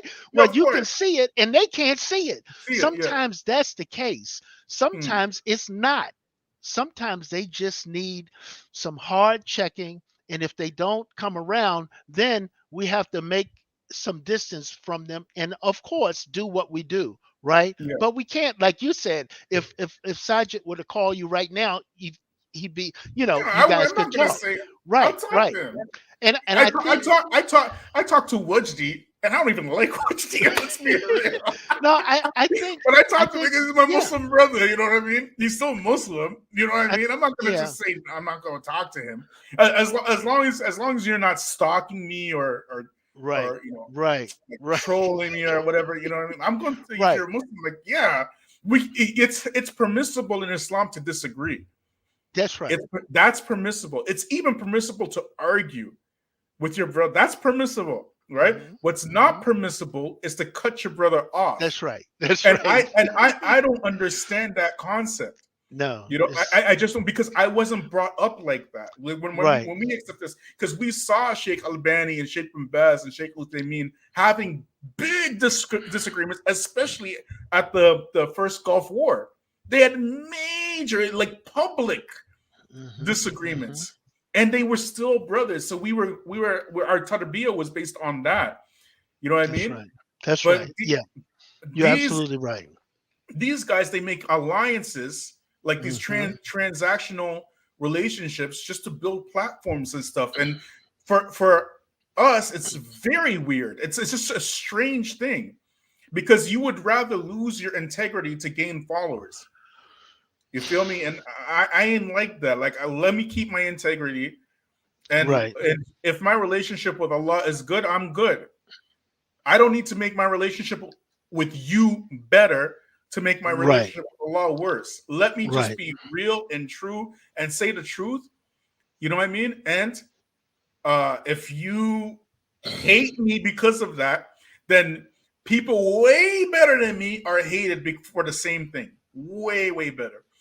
But Jazakallah khair, Sheikh. Thank you so much for your contribution. Hayakallah, may Allah reward you and bless you. I mean, And with thank you kadalik for- alayka. Ameen, ameen. Alhamdulillah. Jazakallah khair. Seema, how you doing? Salaam Alaikum. Wa alaikum salam wa rahmatullahi wa barakatuh. How you doing? Yeah, I'm good. Yeah, I mean, Alhamdulillah, the thing that Bismillah, the thing that to be honest, it kind of pissed me off the most. We get brothers like yourself, start talking about these realities that exist. Then you have so many Muslims. Only when we talk, they start talking about, are you black first or are you Muslim first? Like, why are you asking that type of question? We should be asking you, are you Muslim first? You know these things exist. What are you doing? What are you doing to sort of call your people to account? Exactly. I mean, no one wants to talk about these issues. They want to, shove it under the rug, but they have no problem, talking about other ethnic groups. And not other ethnic groups, us ethnic group. Exactly. Us in particular. Let's be real here. They talking about us all the time. Whenever it comes to issues of race, they only say, why you gotta be black all the time? Why are you talking about black issues? We're all brothers. We're all, you know what I'm saying? We're all Muslim first. You know what I'm saying? But anyways, continue, Sheikh. Go ahead. Yeah, I mean, when we seen the protest was happening, over the world, it's like a segment of the Muslim community, they seemed like they was just as upset as the white supremacists. Yeah. And trying to stop Muslims from doing it, saying things like it's haram and Islam doesn't call for this, they're doing that. Islam is against any oppression. It doesn't matter if people are Muslim, if they're being oppressed, you have a duty under Islam to stand up for the oppressed. But they split heads. Also of Islam. Allah himself, one of his attributes is al-adl, the just. Right? Since you mentioned that, bro, I hope you have some time. Let me show you something, all right? Let me show you something real quick. Since you mentioned, all right? Because this is a very important point that you mentioned, inshallah. Just one second, let me pull it up here, okay? Inshallah.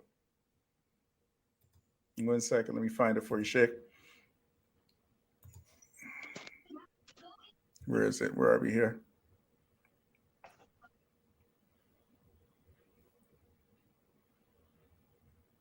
Did I close it?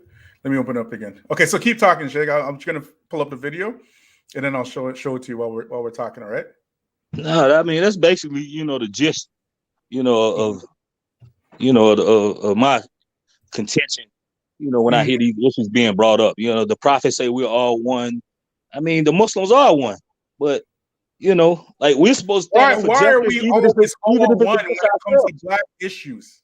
Yeah, exactly. You know what I'm saying? Now we're all one. My problem is I don't want us as a Muslim community, the foundational descendants of Africans or the black diaspora, whatever you want to call it, be bamboozled by people with forked tongues. That's what the Europeans did. They brought Christianity and used Christianity for their own agenda. We don't want to. The Prophet sallallahu alaihi wasallam reportedly told us that the believers not bit in the same hole twice. So why we fall for tricks that our people fell for in the past when we can clearly see what's going on? Exactly. You know what I mean? And here's the thing: black people, because we come from a Christian background, right? We practice Islam the same way that we practice Christianity. You feel me? This type of pacifist, buck dancing, break dancing, booty shaking Islam that you bow down to the concerns of every other community except for yourself, right? But watch this, bro. I'm gonna share this. Watch this now. Okay. Either Saajid or what they've never retracted. So it's one thing not to retract something that was blatantly racist, just some in-your-face racism, okay? But again, it's not enough to accuse somebody of being racist because it could be some cultural insensitivity. And up until this day, I've never accused any of them of being racist. I never said that Wajdi's a racist or Saajid's a racist. None of that, right? But it's a completely different thing if somebody just doubles down on their own racism, then at that point, you just have less excuses to make for that person. And this is exactly what Wajdi did. And so they have an affiliation. And for example, when this Black Lives Matter issue came up with the incident in America and George Floyd, we saw a lot of Muslims that we thought adhere to Islam. They reached the point where they prefer matters of race over matters of religion. They reached the point where they prefer matters of race over matters of religion. The racial aspect took over, and compromising their commitment to the way of the righteous predecessors, which was heartbreaking and very sad to see. So you make sure that these people are not on some racist tip where they're undermining other races, whether white people being racist against black people, or in many cases, in some cases, I would say, of course, it's more usually white against black, but in some cases, even black people being racist against white people as a retaliation for the racism that they had to suffer, the racism they had to suffer. And both are wrong. Both are wrong. Racism has no place in Islam. Islam is not a religion that promotes racism in any way, shape, or form. I mean, if you want me to mention names, I don't know if you want me to mention names. Oh, please, Wajdi, please say names. Please say names. You know when people are moisture, when they belittle. He's talking about me, by the way. When he's saying mention names, he's talking directly about me. Mention names if you want. Features. What the heck? This guy spent 2 hours dogging Abu Toba. He is afraid to mention my name even once. And I'm going to show you something else too. You know how he's saying that because black people are standing in solidarity with the George Floyd protest, and that's racism? I'm going to show you something. So Wajdi makes a list of all the du'at that he knows. MashaAllah, very popular guy. And you'll notice that, he has Sheikh Tahir Wyatt, Sheikh Abu Sama, Sheikh Bilal Phillips. But the main point is that the first name he mentions is Sheikh Tahir Wyatt. But I cannot think of anyone that I don't know on a personal level. Tahir Wyatt. And also that it's the first name on the list. And so they have an affiliation. And for example, when this Black Lives Matter issue came up with the incident in America and George Floyd, we saw a lot of Muslims that we thought adhere to Islam. They reached the point where they prefer matters of race over matters of religion. Family. Did y'all see that? Did y'all see that? I want to know. I want to know where's the proof of that. He's just like making statements, like the people prefer race over Islam. Like, where's the proof of that?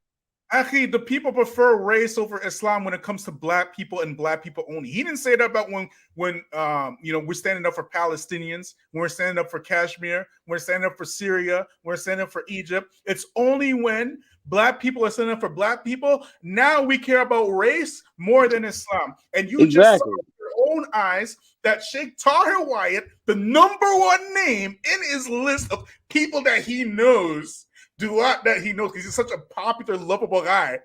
You feel me? He just like making statements. Can he substantiate that? Can he show us any example of any Muslim? Can he show us any example of any so-called black Muslim that was saying or demonstrating that they chose being black over Islam? It's just like a statement he's making. Just like words, and people like eat that up. Like somebody should have called him out and say, produce your evidence if this is true. And he's speaking in like general terms. Like this went for like the majority of people, man. It's nonsense. Like Aki, the thing is, these people come over here, they didn't even care about Islam. Like the predecessors that you mentioned earlier, their predecessors who wanted to be defined as white, they wanted to be with the oppressor. They come in our communities, they say a swine, alcohol. Why ain't they talking about that? That's a fact. Why ain't they talking about that? The truth of the matter is, Aki, if we went to their country, do you think they're gonna let us like lead over them or even lead with them? It's their community. They ain't gonna say, "Oh, you a Muslim." They ain't gonna put us in positions of power. But they come over here and play all these manipulative games, and it just seems to me that, and Allah knows best. It hurts you to think about other Muslims like that, but some of the things they say and do when you observing their actions. I mean, unless you're just a kid still believing in fairy tales, it seems some of these people, they want power for themselves, and they don't care who gets stepped on. That's what it's about, bro. He legit was calling black people, black Muslims, who are participating in and I don't believe in protests, right? But I've never in my life called a Palestinian who went protesting in a Palestinian protest. I never called them a racist or a nationalist or anything like that. I don't agree with the whatchamacallit, the trying to get your rights or whatever through protesting. I don't believe it as a strategy. I don't think it's fruitful at all. You know what I mean? However, this man called you black people racist for participating in the George Floyd. Black people, okay? And he has never, ever, ever called out white people for white supremacy. Not one time. Not one time. I think a lot of it is nobody's thinking about, like, nobody's saying, what is wrong here? You feel me? Nobody's even saying that. Like, what is wrong with this? Exactly. They just eat. If you take this is what, and unfortunately, a lot of our people, black people, they do this. You know what I mean? Any white person or any Arab person can come to you in your community, get a whole bunch of BS, bull crap, put sugar in it, mix it up with flour and yeast and everything like that, bake it in the oven, and tell you here's some chocolate cake, and you eat it up. And this chocolate cake is delicious. You feel me? Any type of BS, as long as they make it sweet for you, you eat it up.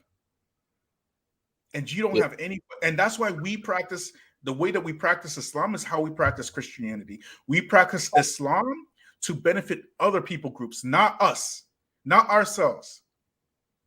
Because there is one language for black people and there's another language for everybody else. Exactly. I mean, we have to realize, like, when we learn the history of a lot of our foreign brothers that come over here, a lot of them, white supremacy is a sickness that sort of has, permeated throughout the earth. A lot of these people were colonized too, and they have that same sickness, in them that they learned from, the European kuffar. So, I think we have to be mindful of that. And, I just want our people to know, like, calling out injustice, no matter who does it, there's nothing wrong with it. And we don't have to, they want to bully us into not talking about our issues by hollering, Asabia.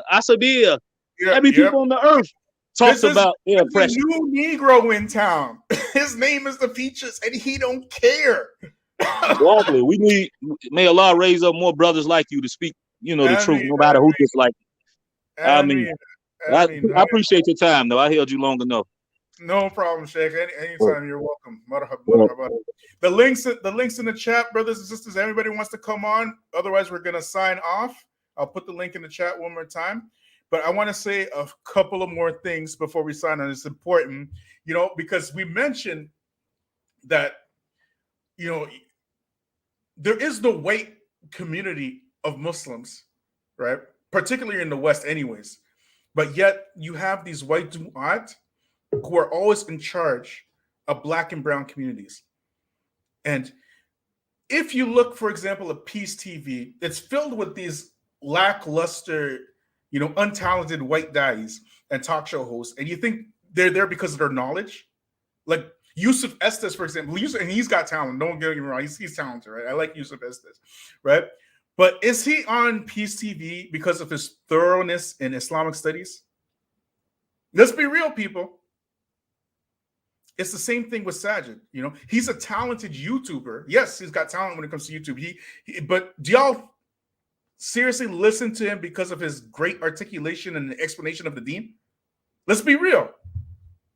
Let's talk facts now. Because if y'all listen to you're getting your Islamic knowledge from YouTubers, you're just an idiot. I'm sorry to say it like that. You know what I'm saying? You're a fool if you listen to YouTubers to get your Islamic knowledge. Anyone who gets Islamic knowledge from YouTube is just a damn fool. I'm sorry to say it. And just imagine for a second, if you go to a hospital because you have some life-threatening illness, Y'all hearing me? And you see the doctor's credentials on the wall. And all it says is certified by YouTube. Okay?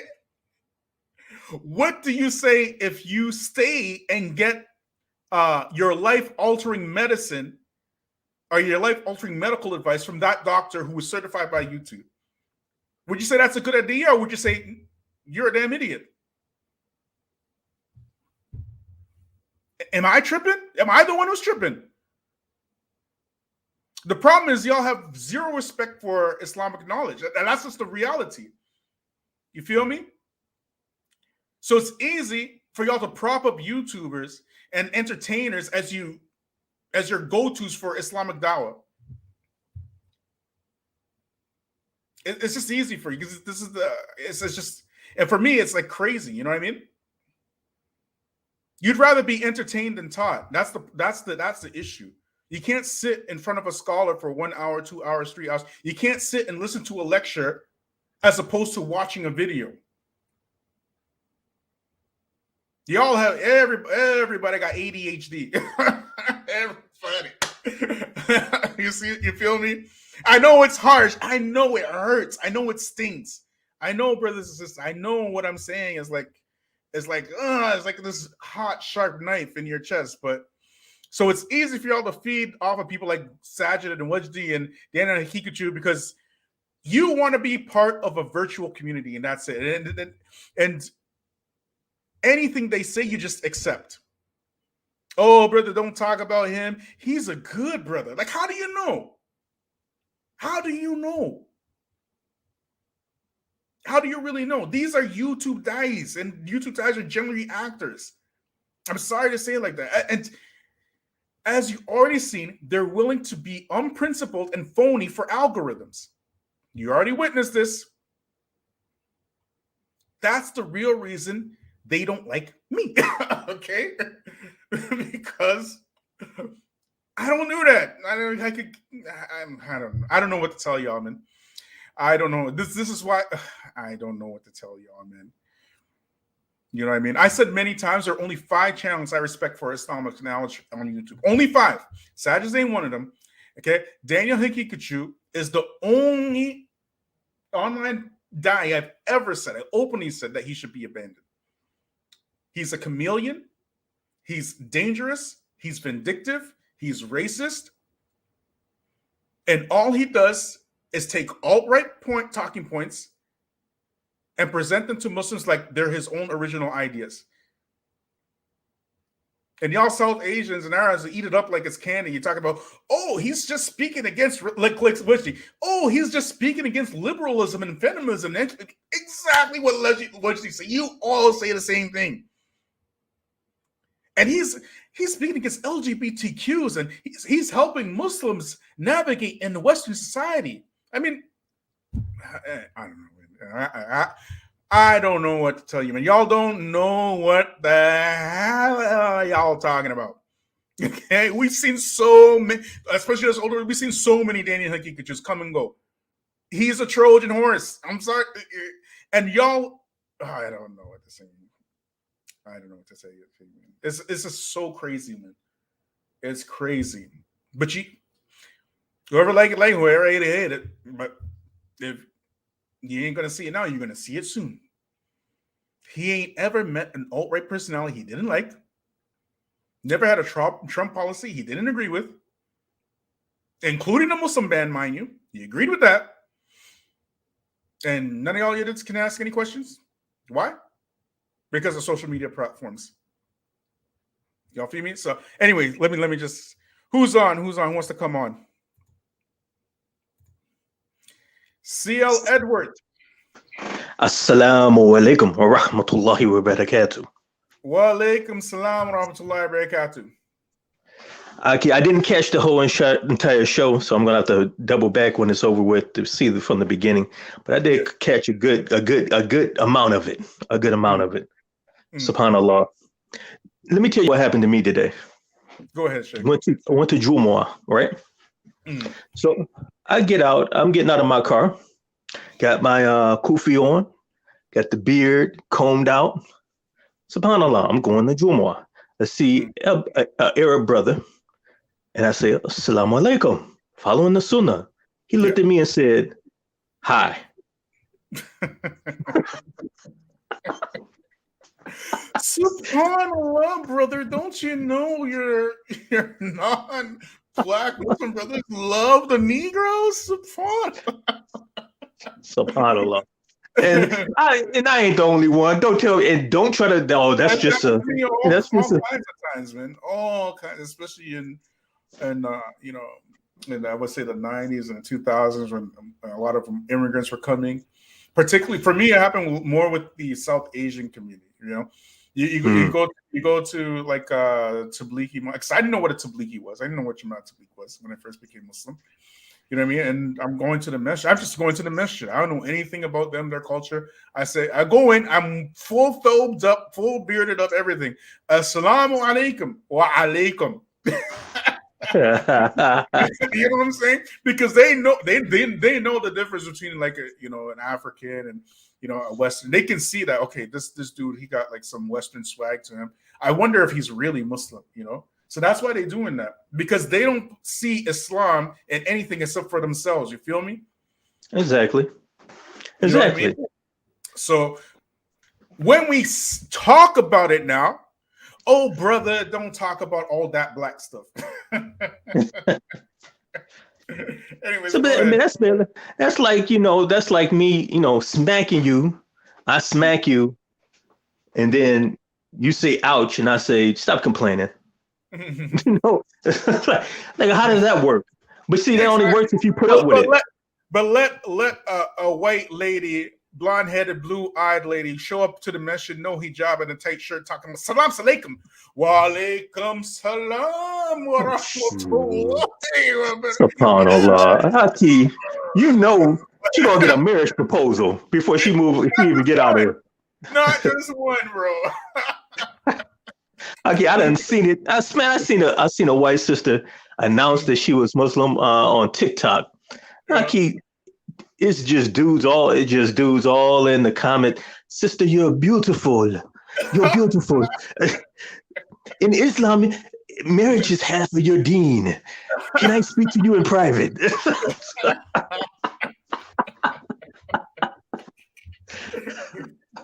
Oh my goodness, bro. Oh my goodness. But see, the reality is that without everything is from Allah, and Allah decreed that Black American people, our ancestors were the first Muslims here. He decreed that even when there were Muslims here in the previous century, let's keep it real, not be revisionist historians. They came with shaven beards, calling themselves Mo. Yep. It was Black people who were representing Islam. Yep. It was Black people representing the Quran. Even if you talk about the Nation of Islam and they're the nation of Kufr, I give you all that. But they were the only ones in public with the name Muhammad. Yep. Unashamed, with the Quran, unashamed. And even after them, even if there were Muslims who came into the correct understanding of Islam, but they still had mistakes, they still lacked knowledge, they were representing brothers in thobes, brothers with beards, brothers who were changing their names to clearly Islamic names. No shame at all. Sisters, no shame at all. While other people were trying to hide the fact that they were Muslim. Yeah. So African Americans rode for Islam, and they still are riding for Islam, but we get marginalized and treated like you're really not that. You're not really Muslim. Did you catch the part where I read about Malcolm X's funeral? I didn't catch that part, but I know about it. Okay, so just for an encore, I'm going to read the article. Okay, I'm going to read the article again because this is crazy, man. These are the people who want to teach us about racism, bro. Right? So the article says, why was Malcolm X's janaza at a Black Christian church? Okay, I'm going to share it one more time for y'all who missed it. Okay? Scaredy pets. We're going to do it one more time for y'all who missed it. Okay? Share screen. Let me get this article for y'all. Let's see. Okay. So this is the article. Why was Malcolm X's Janazah at a Black Christian church? Right, put out by the Black Dawah Network. Okay, so we're reading this paragraph. The answers to these questions are found in the revealing book, final chapter, I Buried Malcolm X by Hisham Jabber. Hisham Jabber was responsible for Malcolm X's Janazah prayers. According to Jabber, immigrant Muslims were looking for excuses not to attend Malcolm X's Janazah. Who was doing it? Immigrant Muslims. He stated. Yeah, they did. They didn't want it. They didn't want any parts of it. They didn't want to be affiliated. They didn't want to be attached to him or affiliated. It much worse than that, bro. Listen now. These communities would proclaim that Hajj Malik was not Muslim. What were they proclaiming? Who wasn't Muslim? SubhanAllah. Later, Hisham Jabber states, check this, it get worse. It get worse. That we knew, however, that their failure to recognize Hajj Malik at this time was due to the United States restrictions on their activities and their blatant cowardice. Who were the cowards? They were. Are they cowards against Black people, though? Oh no, they got big energy for Black folks. They got all types of energy for Black people. Exactly. All of a sudden, they get very bold and they got a lot to say. You don't have nothing to say. You don't have nothing to say to Karen. You got nothing to say to Karen and Brad. Brad and Karen, you ain't got nothing to say to them. But you got something to say about us. Yeah, exactly. You feel me? So Saajid, he got all this work for this sister. This is racist. Let me just play because y'all gonna think I'm lying, I'm capping, and all you YouTube lovers and stuff like that. Let me just play one time, Jake. 1 second, y'all. I'm gonna put the link in the screen for anybody else who wants to comment. We roasting, we slow cooking white meat tonight. We roasting crackers tonight. It ain't just him either. No, it's not. Of course not. Of course not. It's an individual. I'm not going to say his name on the video, but I mentioned his name in the comment from JAK Institute when the George Floyd protests started going and some individuals started rioting. He was all on Facebook. These Black people rioting. These Black people being violent. They're animals. Oh, and the poor immigrant entrepreneurs having their stores burnt down by these Blacks.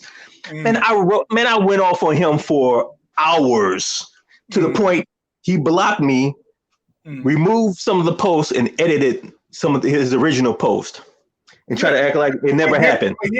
Here's the thing: there's a new Negro now. This is not the 60s no more. It's not even the 90s. You feel me? We're not asking for y'all friendship. The same lines that you are drawing, we're drawing lines as well.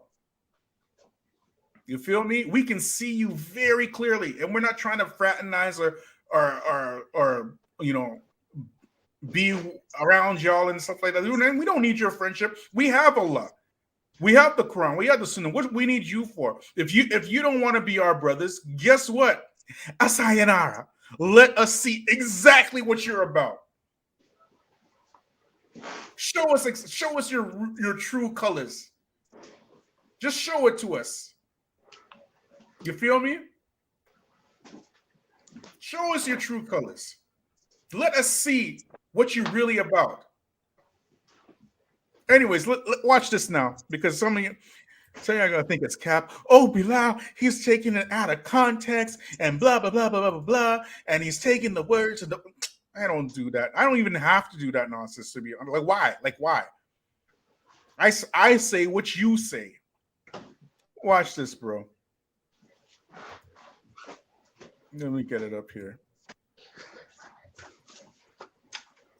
Watch now. In an attempt to fight racism, she says something incredibly racist that not.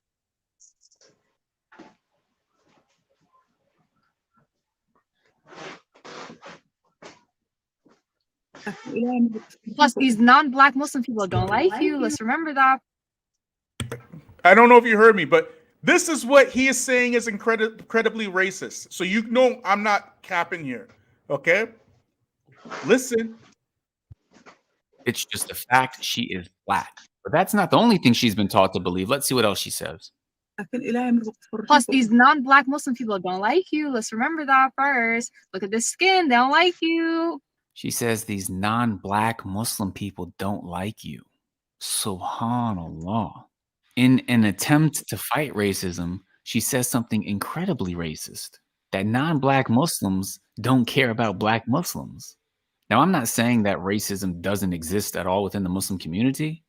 Obviously it does, but he said that her saying that non-black Muslims don't like black Muslims is incredibly racist. Can you believe that? So what's going on in Libya? What's going on in Libya is brotherly love. And the enslaving of black Africans. That's Islamic brotherly love. What's going on in the Gulf countries? Where they're sending black African Muslims back home pregnant without money from being raped is brotherly love, according to Saajid. Because what she said is incredibly racist. Like, anyways.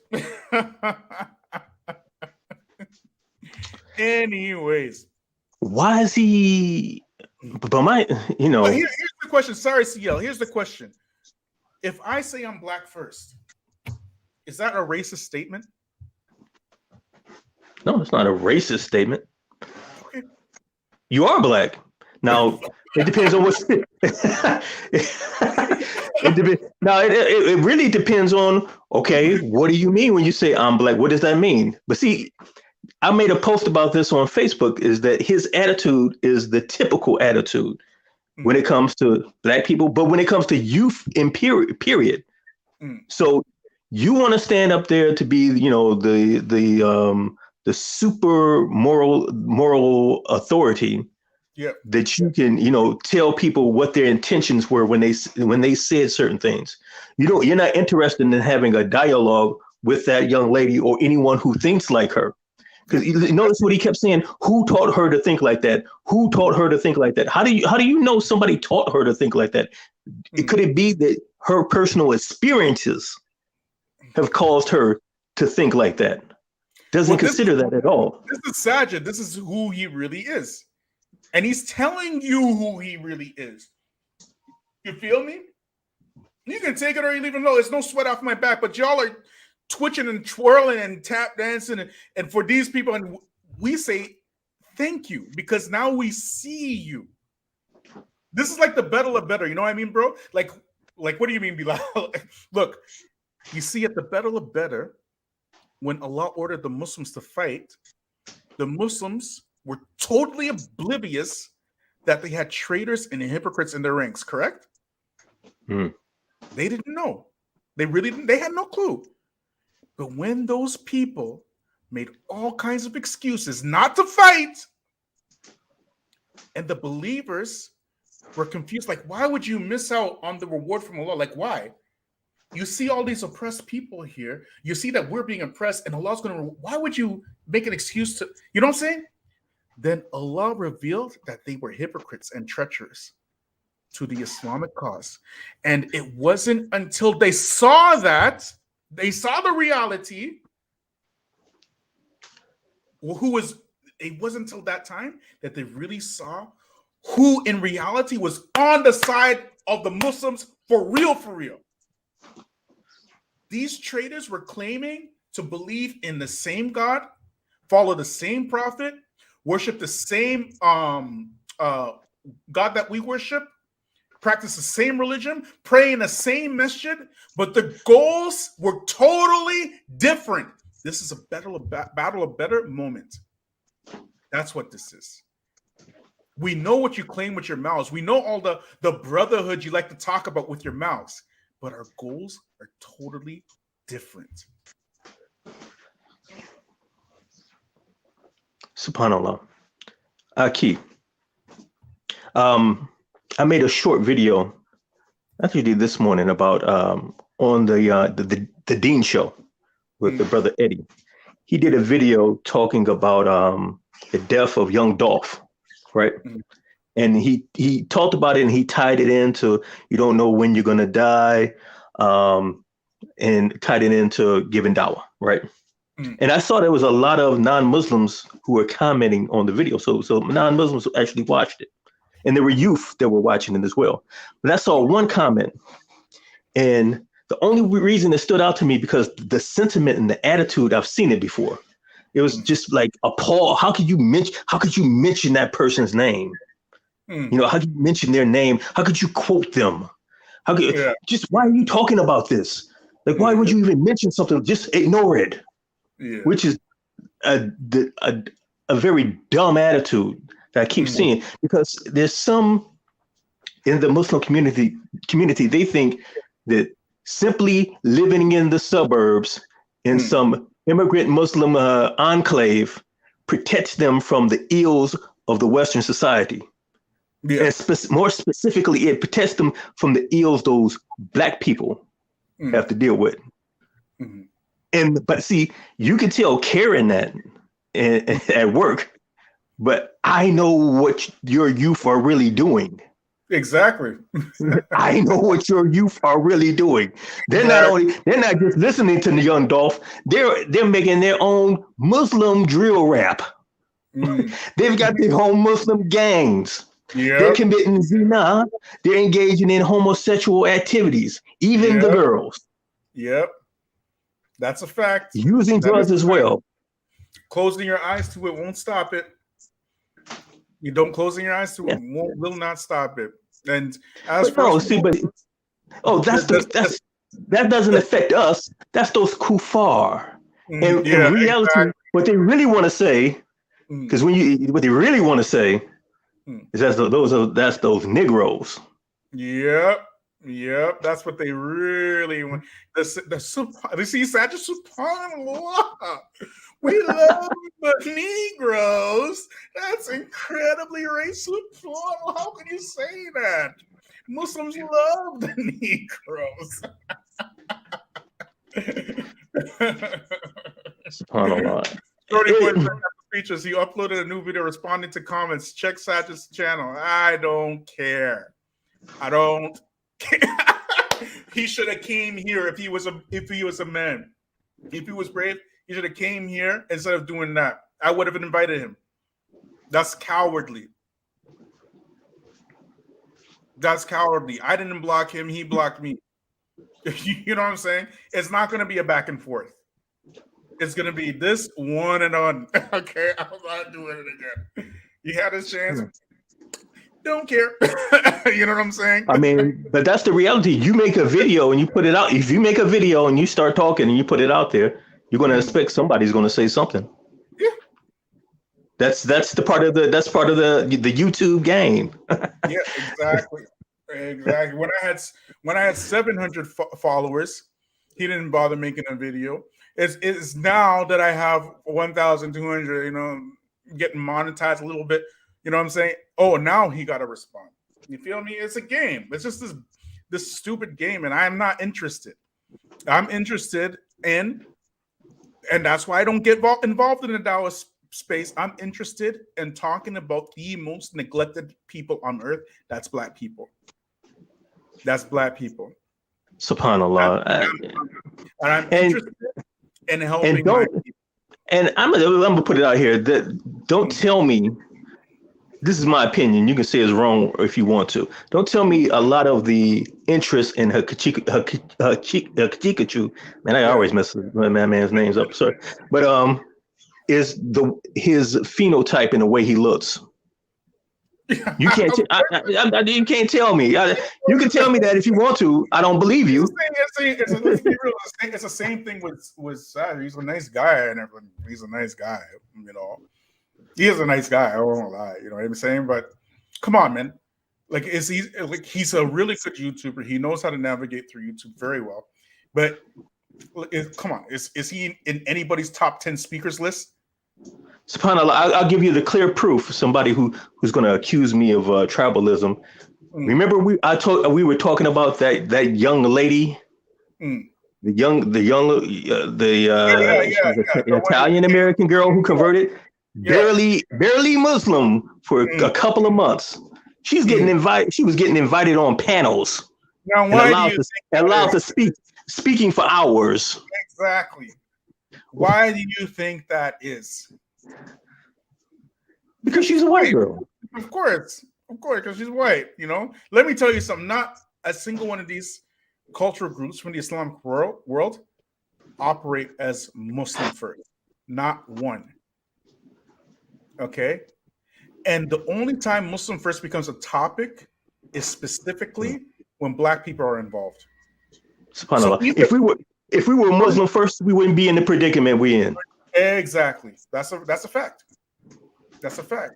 So either Black people are telling the biscuits of the world to be Muslim first, that's our reality, or Black people being told by other people to operate and benefit from racism to be Muslim first. That's it.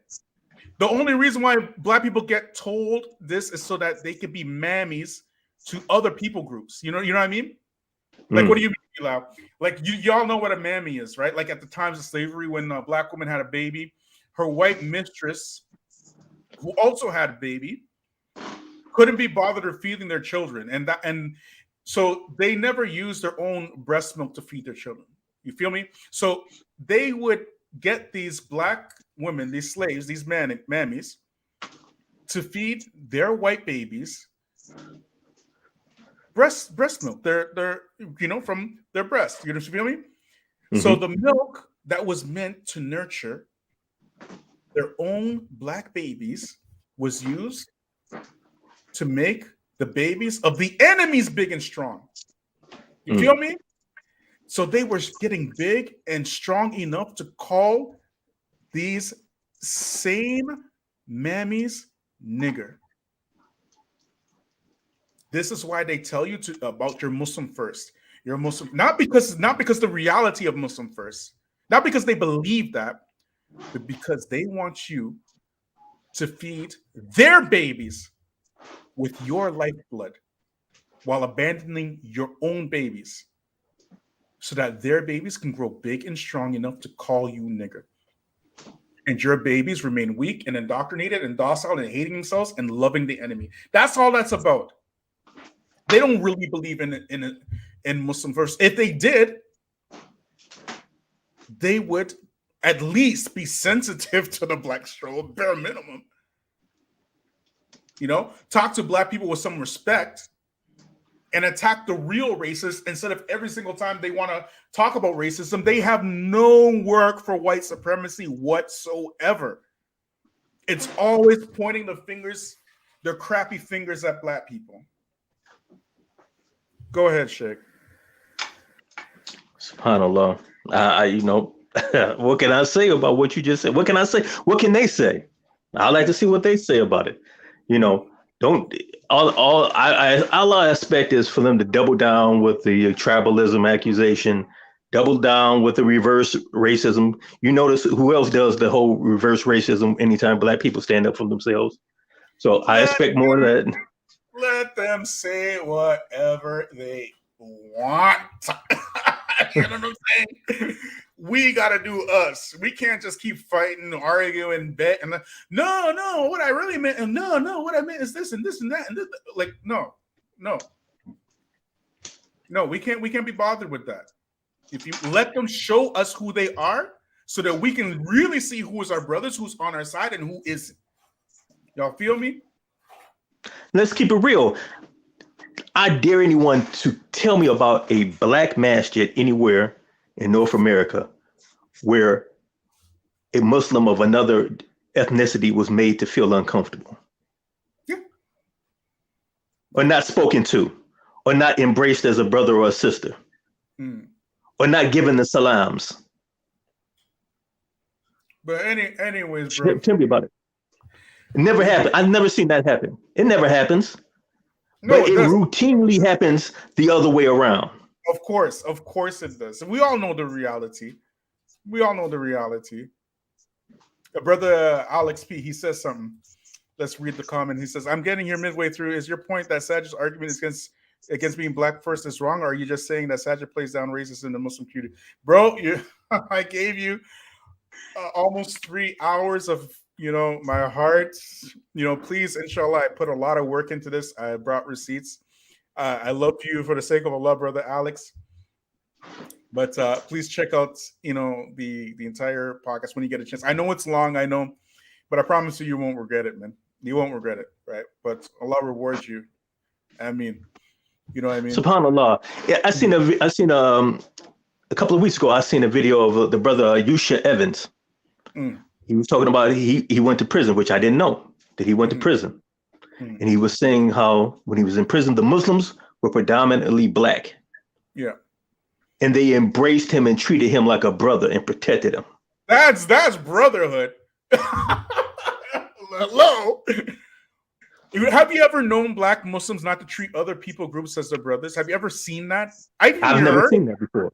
I've never heard of that. I have never heard anybody from any other community go to any black community place and say, oh, those black people were racist to me. Never, not one time in my entire life.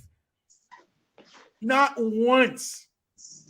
But we always hear it and we get it. And still get accused of racism on top of that. Can you believe that? The audacity. The same people who called Malcolm X kafir and refused to give Malcolm X a janazah in a masjid. The same people are telling us that we are the racist. Can you believe that? Just the cojones on these people, bro. Like what? And that's why I'm saying, I'm sorry. Like, it's like Musa and Khidr, like this is the part where we part ways. This is it now. SubhanAllah, I already made the decision in my personal life that I don't, I'll go somewhere and make salah, but after that, after the salams, I'm keeping it moving.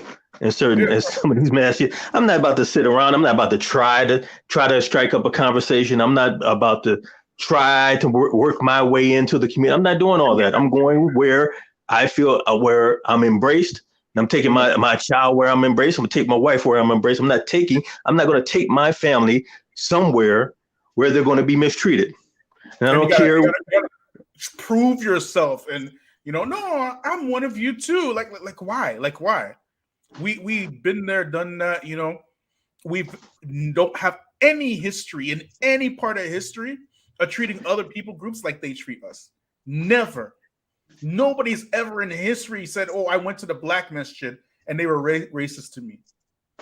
But in America today, every people group are increasing in the number of masajid, except for African Americans, who are the only group that are decreasing. And we are the most unwelcoming other masajid, and we're the most welcoming of other people. Are you kidding me right now? How dare you? How dare you? How dare you call black people racist? How dare you? And you have no work for Daniel Hakikachu? No work for Wajdi? You must think that we are those slow slave Negroes. There's a new Negro in 2021, 2022. We don't need you. What makes you think we need you that much? We're dependent on Allah. We follow the Quran and the Sunnah without understanding the Salaf. What we need you for? We need Allah only.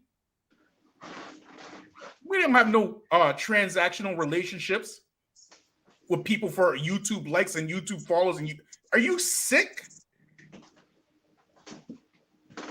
You must be sick. Anyway, Sheikh. Last comments. I want to close it out. Inshallah, Okay. go ahead. Go ahead. I was gonna give another example. My brother, Imam Kenny Balmer. The brother's story. He's a white brother from Texas. His story was he used to be a rapper. He even had a record contract and everything. His partner in rap, his DJ, was in the Nation of Islam, right? He used to hang out with so many black Muslims and people from the nation that he embraced Islam, took the Shahada off of them, and he thought he could join the nation. Oh, he tried to join it. He thought he could join the nation. He tried to join the nation. They told him, you can't join, you know. He felt so, even by people in the nation, he felt so embraced and befriended. He thought he could join the nation. Yeah. He felt the love, right? Yeah, and he's white as snow. He'll tell you himself.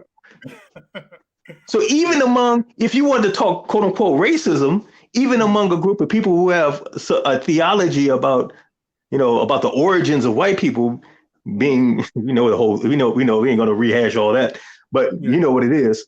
Even among them, they still cool with white folks, really. They ain't trying to lynch no white people. They ain't trying to hurt no white people. They're not trying to get white people fired off of no job. Even with what they say about white people. We are always embracing. We are always cool with everybody. Exactly. But we don't get that same energy back. And we shouldn't expect it either. What we need to do, that energy that we give other people, we need to seriously give it to ourselves, and that's it. But Jazakallah khair. Akhi, thanks for joining. Allah reward you so much for participating. Hayakullah. Voice of Islam, Ja, what you got for us, bro? Assalamu alaikum wa rahmatullahi wa barakatuh. Wa alaikum assalam wa rahmatullahi wa barakatuh. Brother Bilal, firstly, I want to start by saying these discussions are very, very important. All right. But one of the things that's important is when you're going through medical school training, one of the things that they say to you is whenever a patient does something or behaves in a particular way, you got to ask why. You got to try to analyze, because you're trying to solve the root cause of the problem. Yeah. What I find interesting is persons aren't trying to find the root cause of the issues. And so when we look at the video of the young sister and what she's saying, the question we ask ourselves is, why? Well, how did she come to this reality? Or how did she come to this viewpoint? If we make the assumption, well, it's because it's the liberal media, then any potential avenue for us to affect change, we have closed it. So if it is that these were her experiences, and we what we do is we say, well, there's nothing wrong, it's her. She's the problem because she listened to the liberal media. But then she's telling you, I was in the community and I wasn't accepted. I was shunned. Bro, there's some things that have been said to some of us that is painful from our Muslim brothers and sisters. We have to carry this with us, and it burns and it hurts. And we're being told by other people, subhanallah, man, why are you making this an issue? Because you've made it an issue. I came into the community and I expected that I'm running away from other things. So when I come here, I don't expect to find this, and I find your behavior is worse than theirs. Exactly. So at some point, I'm going to have to analyze and say, wait a minute, do you actually put Islam first? You're asking me to put Islam first.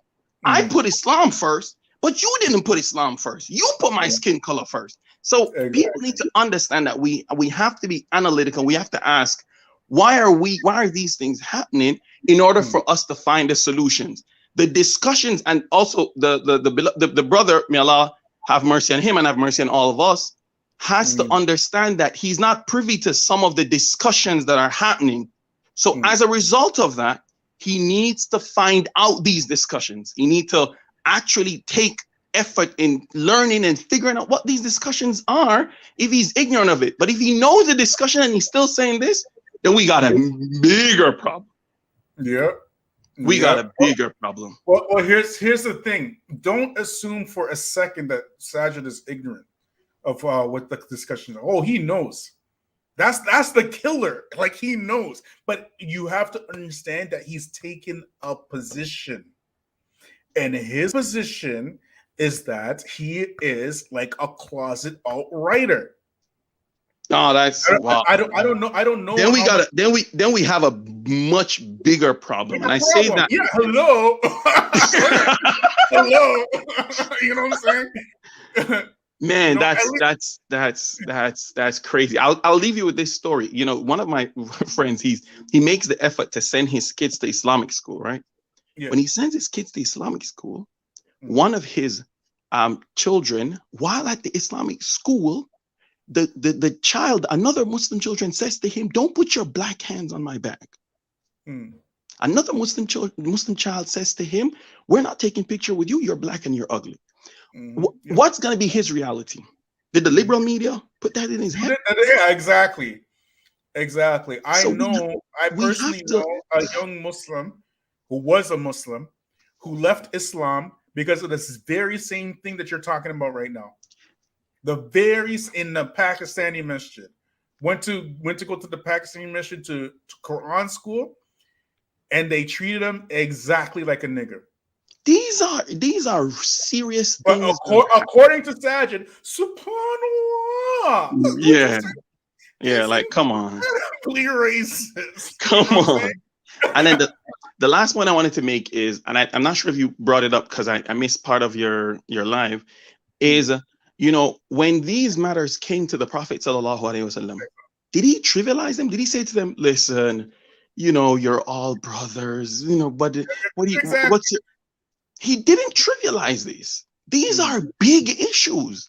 So you can't trivialize issues as serious as this.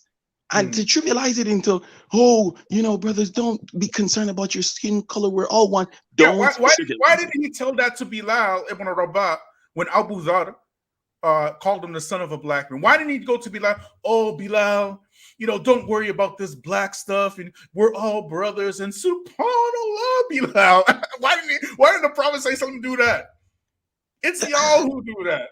Right. And that's what I'm saying. So something as serious as this does not require lip service. It requires analysis. It requires us to be honest, to be forthright, and to figure it out. But don't tell the one who's being oppressed how he should deal with this oppression. And exactly. Like, it's crazy. The oppressed is the one who needs to change his attitude and his outlook.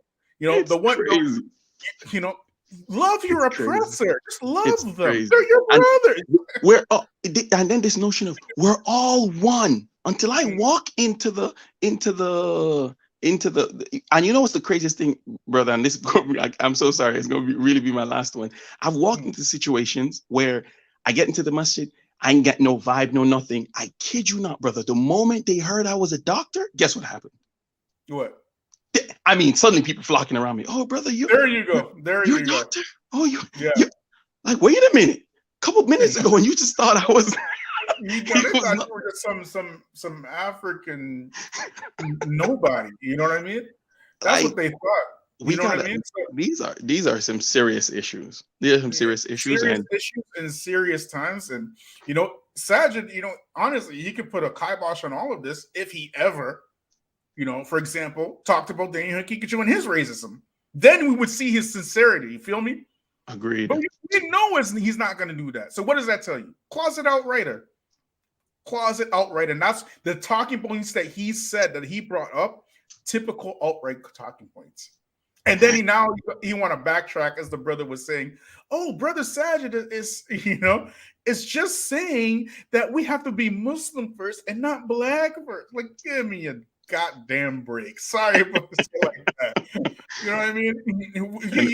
You can't fool us with that old time stuff anymore, man. That small time stuff. That ain't working no more. It's not. People's eyes are open now. We're like, no, we're not upon that. I think the sister.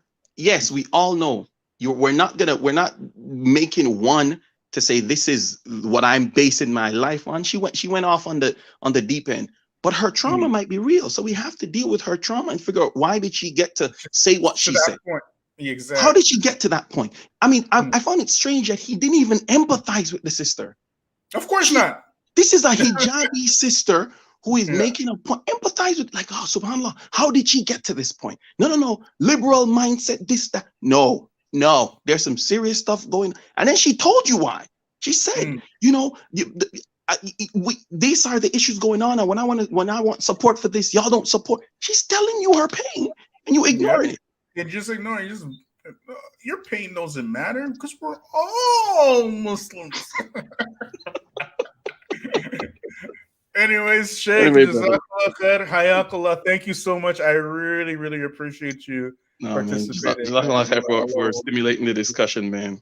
3 hours strong, man. Yeah, this is actually my longest video. You got ever. some stamina, man. I gotta give you that. I am tired like crazy, but it's for the brothers and sisters, man. If they keep coming, I'm gonna keep bringing them in. And so, Hayakallah, Jazakallah khair. Assalamu alaikum wa rahmatullahi wa barakatuh. Thanks, Salaam Alaikum.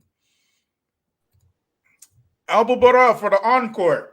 Yes, I'm back. Because I had to go back to such YouTube page, right? Okay. And I went back to his YouTube page. You know, he has like 5 or 6 videos. They're all about, listen, homosexuals, Muslims who want to be gay. So what he's doing is he's taking Daniel Hachikachu platform, the white nationalists, the things they say there's dysfunction about America and dealing with it. Now he talked about the gays. Now he got to talk about black people. You see, Sag? He talked about the gays now. Now he want to talk about the black people have issues. And please, Abu Bara, where did you hear it first? Who From brought you? You? You did. You brought it all up to me. You know, I ain't gonna lie, Yes, I am showing off. It's a little bit of real. You have. Matter of fact, one day our brother wanted to invite Daniel Hachikachu. And they asked me, the brother asked me, what you know about Daniel Hachikachu? Wallahi, right then and there, I didn't even ask you. You just send me automatic on WhatsApp the statements of Daniel Hachikachu about George Floyd. I was like, whoa. I told the brother, hold on, let me go see what this brother have to say. You showed me. I went to his Telegram page. I was just shocked. This is Daniel Hachikachu. He has the same platform of white nationalists. But I want to say, look at Saj. Saj now is taking the template of Daniel Hachikachu, but he want to spin it off his way. That's why I said he's closet alt-right. But nobody's gonna believe that, you know, because I mean people who are with me for a long time, they understand how I do things, you know what I mean? I'm not just gonna say something unless I have evidence, you know what I'm saying? But if you go to the wider audience, there these Indo-Pacs and these Arabs who just love whiteness, they just want to be close to whiteness, so they all over these white duets pages, you know, showing them love and all this kind of stuff. They will come up with 1 million excuses for those and 0 excuses for us. So what I'm saying is, why even, you know what I'm saying? They drew their line already. You're going to beg them to be your brothers? That's pathetic. Yeah. And I was thinking when I seen Saj ask that question or that video, I'm asking, his Islamic educations with the Arabs. Arabs say this. There's not an Arab state. There's not an Arab Muslim country. Don't say they Arab first. All of them.